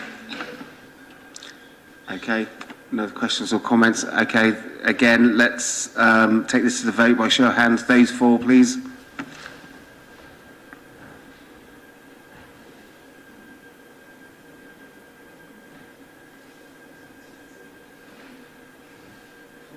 I make that 34, Lord Mayor. Those against? Those abstaining?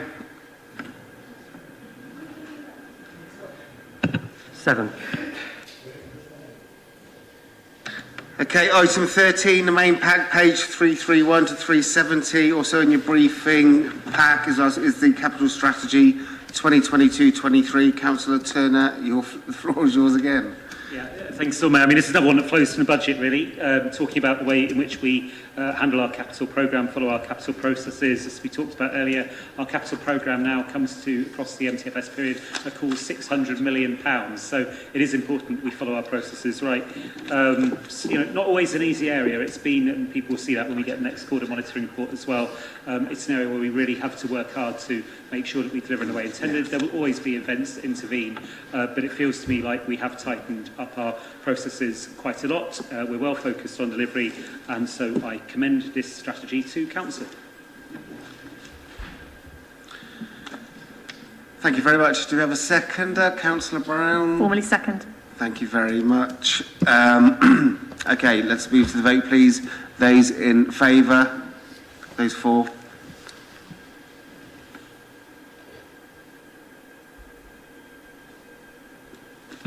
Okay, I make that 32, so carried. And just for clarity, those against, those abstaining. 7. So item 14, do we need to talk? Okay.